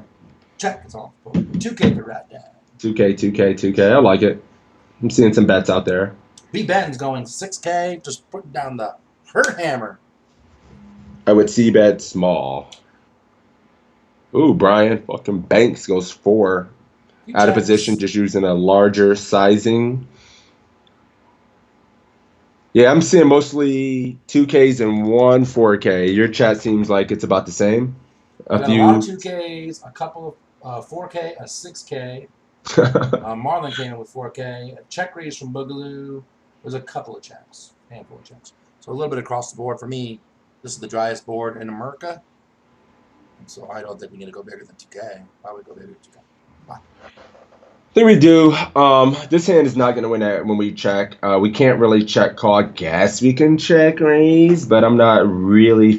What's nice about I think we need some c-bet bluffs here, and the hand with just backdoors and a 9 high that cannot win at showdown, but can double barrel and pick up equity by simply betting and maybe even getting him to fold King 10 off. Or, I mean, King 10, suited, or Queen Jack or something like that. So we can bet to get some fold equity. And then we can use this as part of our c-bet bluff range because we can turn backdoor equity and 9 high is not going to win, right? So, I mean, would 4A get more fold equity for us since we're so deep, or should we use 2K? Probably just going 2K for me. I want high cards to go away. Sometimes we get floated by the high cards when we go small here, which is completely understandable. But we also pick up cards that are good for us anyway as well. So Marlon says he's going for the Uber nutted bluff at, I think he said 4K. So when you're saying Uber nutted bluff, I can't even say that. When you're going for that kind of bluff, I mean, what are you repping? You would never do that with aces, would you? Go 4K with aces, maybe. I mean, honestly, maybe he gets his one bigger street of value. Why? And if we're like, I know, right? Because we want him to float more, but if we think this guy has a lot of pair calls, yeah, I mean, maybe going bigger and setting up, bigger pots to get in more value, Bluffin, splitting our range. Mr. Love Bluffin says 4K to rep 9s. Okay. I'd probably go 3K, so I'm not going to nitpick you, but okay. On the button, 8s are in his range. 8s, aces, kings, queens, jacks, 10s are all in our range. He does have some smaller pocket pairs that can continue, and obviously he has 3s and deuces. We would open those hands as well. So we both have similar ranges. We have probably a wider opening range than his calling range, at the same time. But I'm still c-betting, so let's do it. This flop says 11K, jaka jaka. All right. Yeah, 11K. Go 11K. Jaka jaka. I love the jaka jaka at the end. Yeah, that's fun, my dude. I still big mistake to bet your sets that big, Marlon. Then when you really want to get called. 4-5 suited maybe. All right, cool. Bet 2K, we move. Yep, let's do it. This is a scenario where I'm just going to be betting with my whole range. If you have studied Whole the range, Cash Game boys. Masterclass at Poker Coaching Premium, you will know that on these very uncoordinated dry boards, you typically just want to be betting with everything. And if you're not going to bet with everything, the hands you want to start checking are the hands with like no backdoor draws at all, or hands that have a lot of marginal made value, like pocket sevens perhaps in this spot. Even then, I'm literally always betting sevens. I'm actually betting everything here because no Ian, thank you for whatever I that open gift sub. with either has JPG, a pair 137 or gift subs. overcards or a backdoor straight draw or flush draw or something like that. Every Sure. hand I could have has something. So we're just going to be betting frequently and small in this scenario. If we do get raised, it's unfortunate. We'll have to fold. But I like a 2,000 bet. And in these scenarios, if your opponent just has random overcards like Jack 10, a lot of people just fold inappropriately. Our opponent should be calling us very frequently in this scenario. But a lot of people just don't call all that often. So we make money by making these small bets because most people defend nowhere near the minimum defense frequency in this spot. If we do bet 2,000, we do get called. And now we turn the 10 of hearts, giving us an open-ended straight draw. Should we check, bet 4,000, bet 8,000, or bet 12,000? It's very fucking interesting, dude. Yeah. All right. I have to take out the calculator. Let me try to figure out. I'm trying to figure out if I would bet 4K, 8K, or somewhere in between. Well, it's 4K, like 40%, something like that. 60% was 5460. 9100 times 4 is 3640. So yeah, basically 40%. This is interesting because do we ever want to overbet? I mean, theoretically, like when we study, this might be a real cool spot to overbet turn. Jock of this shit. Put all the pressure in the world on all the under pairs he can have. Ooh, boy, I want to go 12 so bad it hurts. I'm going a couple shout outs. ET, thank you for the 32-month resub, my man. Ian, thank you for gift subbing JPG. 137 goddamn gift subs in my channel. Sheesh. What the what? Thank Legend of the game. I got check call, I got 8K, I got 4K. In-game 6K, he says. Might be fun to overbet and go 12K here. I don't know what to do. I think I'm going to I would go 12K here. I love it. I mean, if he has a lot of under pairs that he would call with. I was just talking to GTO, and so I always tell my guys that I coach, like, because when they first start studying, like, they get hit like a fire hose of information, right? So I just tell them, make a list of 5 things you're working on, keep them right next to your mouse and your keyboard, so every time you go to make a move, those 5 things are staring you in the face, and once you nail those, you cross them off and down another 5 things, right? So I was studying with GTO last week, I think, and we were talking about turnover bet. And here's my list, guys, if you're looking at my stream with my piece of paper. It says turnover bet right on it.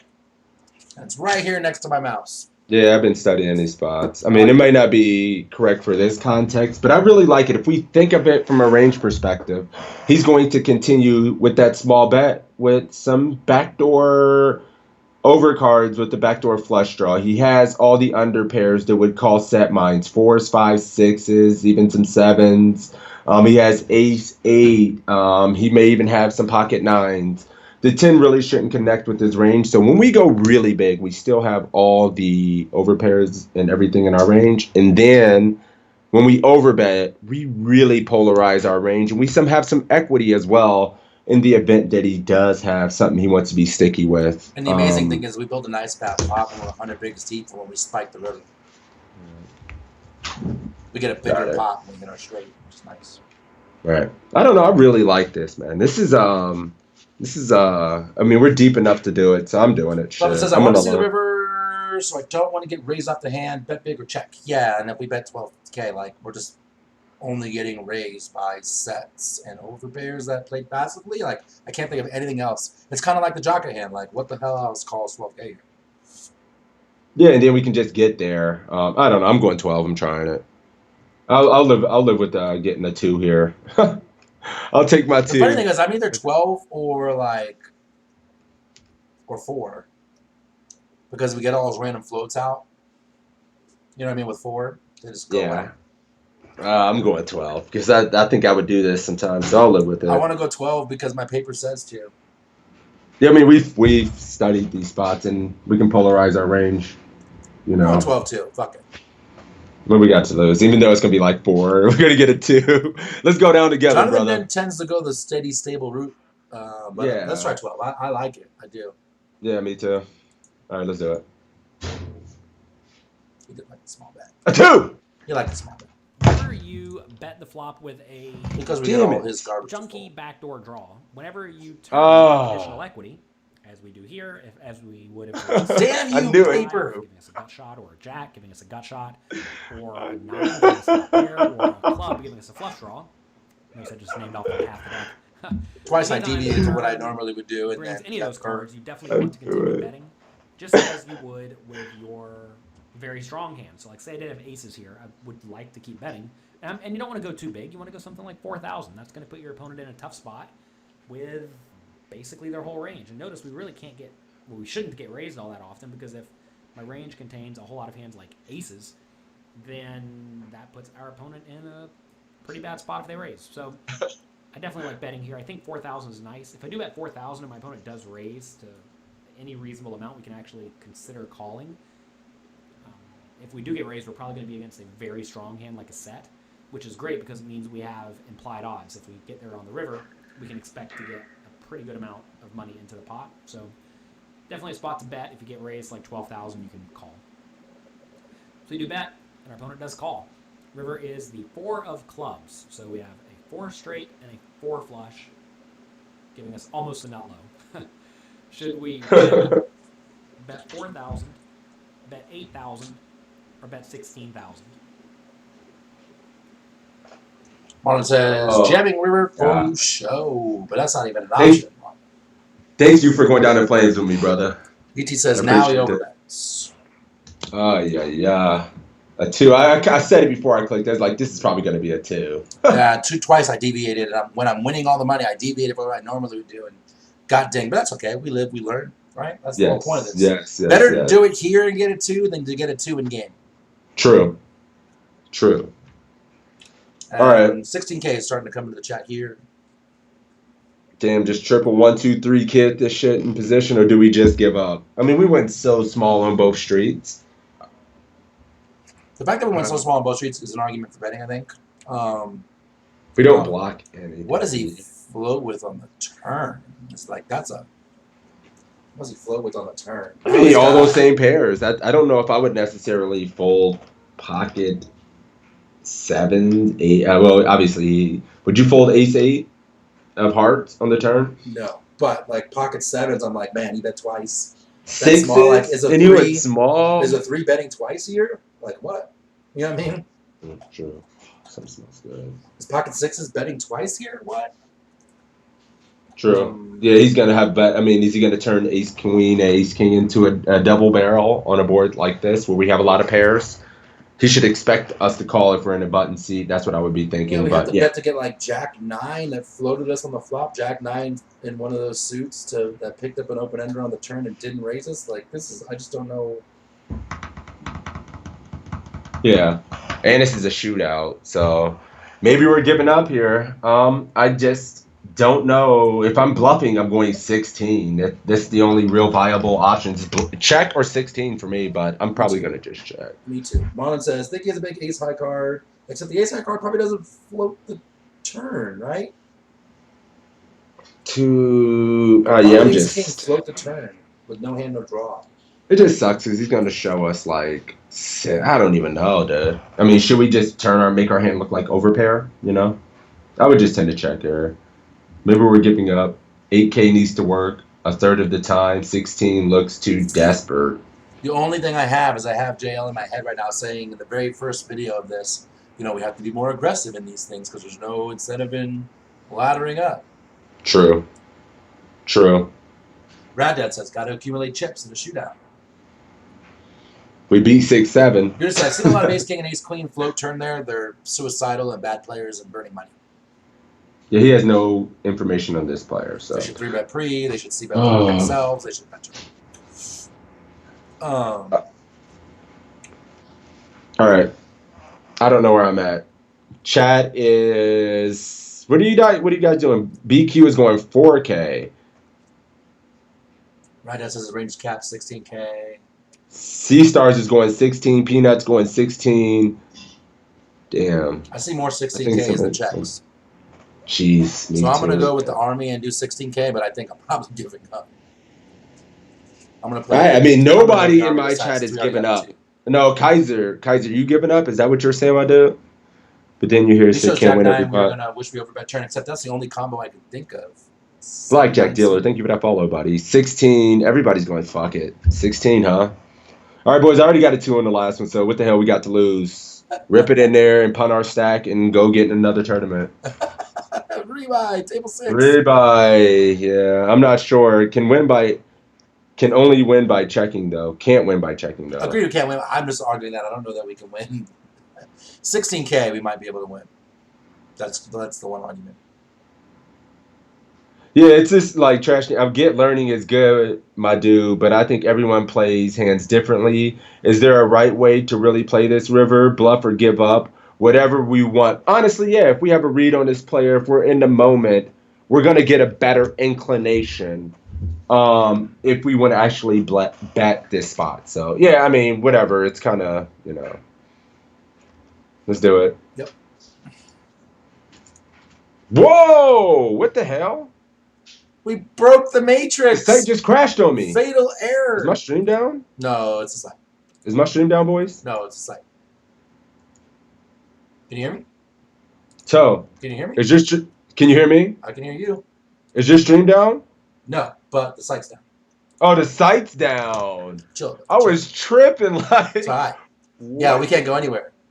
Yeah, I thought it was. You know what that makes my stream died. That makes us a Faraz Jaka quiz. We never know. Yeah. Dude, I was tripping. I thought my stream down because I thought that's an error. Like, oh no, my internet went out or something like that. Not only did you get no points, you got kicked out for the play. Yeah, I got it too. It was like 16K, you dumbass. Yeah, it would be funny if I got an error like, yeah, your site membership has been revoked for being so dumb or something like, get your dumb ass out of here. Yeah, and I'll make a note to GodsBigToe just to like give us a friendly heads up if you're updating the day we're going to stream it. Yeah, this shit was this was not up when we started. It was the reason why we were a little late. 6 of that we're just going to do a regular hand history review potentially. Yeah. So there's that. So kind of a bad time to advertise, but the site is awesome, and it'll be up and running in the next 72 hours. What they said. While they're doing all these it's a major site update. Yeah. So make sure you check it out. !PC in my chat, !PC in Six's chat. You get 20 free quizzes, a bunch of homeworks, big blind charts for 100 blinds or more.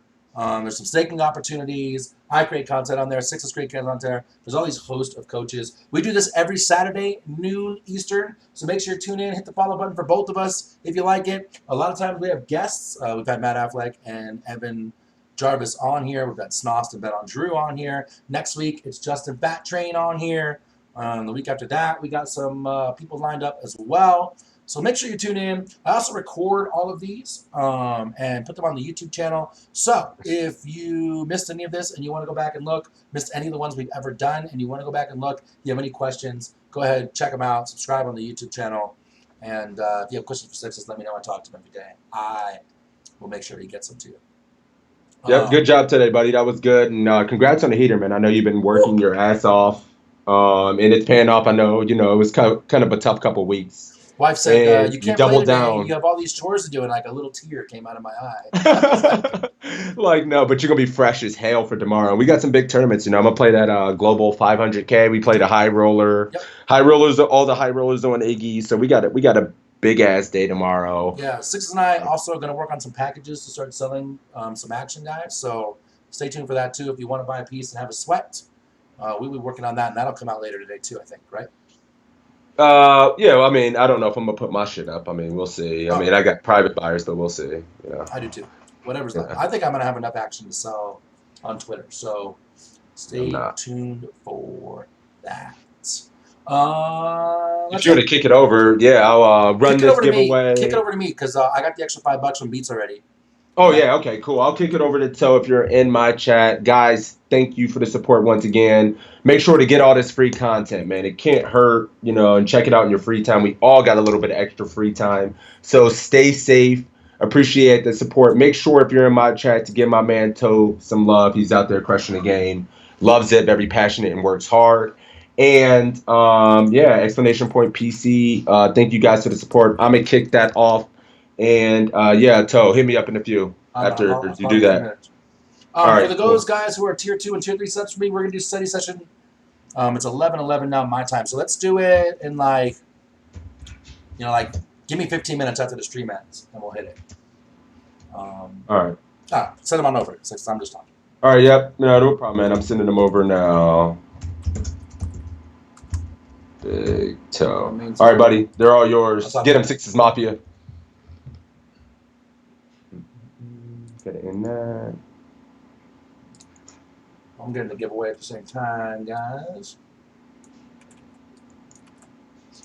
Stay tuned for that. I'm gonna hang up on you and call you back, man. All right. All right, guys. Let me get this giveaway. It's gonna be 0 cost, no tokens, 100 max. So exclamation point ticket space max.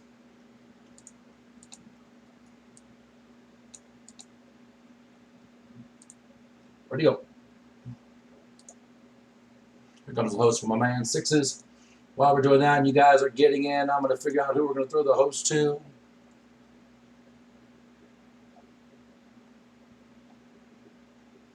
I don't give this person enough love. Here they come. Everyone getting in the giveaway. It's $15 today, extra $5 from Beats from his run in the OSS. Thank you, Beats. I appreciate you, my man. I'll give it to you on ACR or PayPal, whatever works best for you. Whoever wins this, just whisper me your either ACR screen name or your PayPal email address, and I will make sure that you get paid. Nate Daughtry, thank you for the follow. Slow roll, you're welcome, buddy. We really enjoy doing them, man. We get better.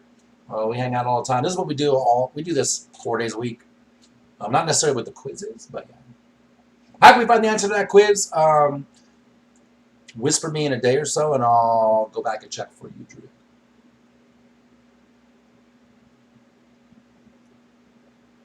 Happy to see 33 wasn't much different than a 5. Slightly less spazzy, slightly more good players. Right, Dad?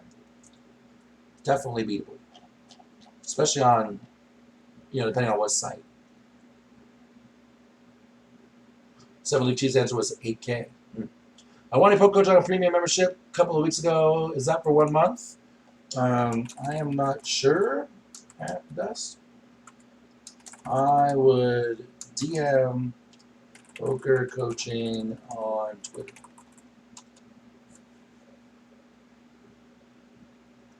Most of the problems on Ride Dad Bell. Yeah, so 33s there are slightly softer. 33s on Global are super soft. WSP is going wild. All the sites are going wild. All the sites. Global, not only did they triple their guarantees, but they added probably like 15 tournaments, 20 tournaments a day.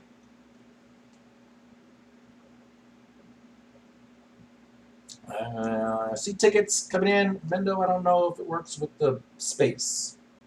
Let me make sure you're in here before I kill it. Hang on.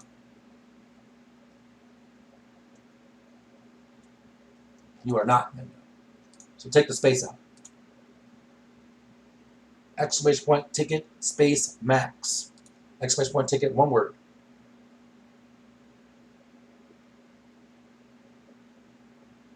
Giving Bruce like another 30 seconds.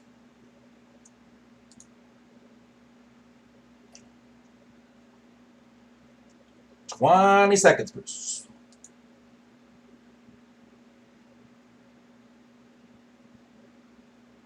Don't know if the online bets are going down yet. They haven't. Put a space in between ticket and max. See everyone else? Like Boogaloo and BR504. Those guys got it. Revent blocked the whole country of Malta. That's funny. That's because that's what PokerStars is, or was. All right, guys. I guess Bruce might be out. We're going to kill the giveaway. And the winner is... Did it draw? Is it a draw? I don't think it did. Draw! What the hell, Nightbot? BQ! BQ! My man, Red gets it. Congratulations, buddy. Hit me up with your ACR screen name or PayPal email address, and I will send you the 15 fat dollars. Once again, make sure you do all the follows and all that stuff. I'm going to throw the host over to Miss Vu, Deja Vu herself. I don't know if I'm streaming tonight. I'm definitely streaming tomorrow. So tune in for that, guys. And like I said, catch the replay on YouTube. /host Deja Vu is ready. And I'll talk to you guys later. Peace.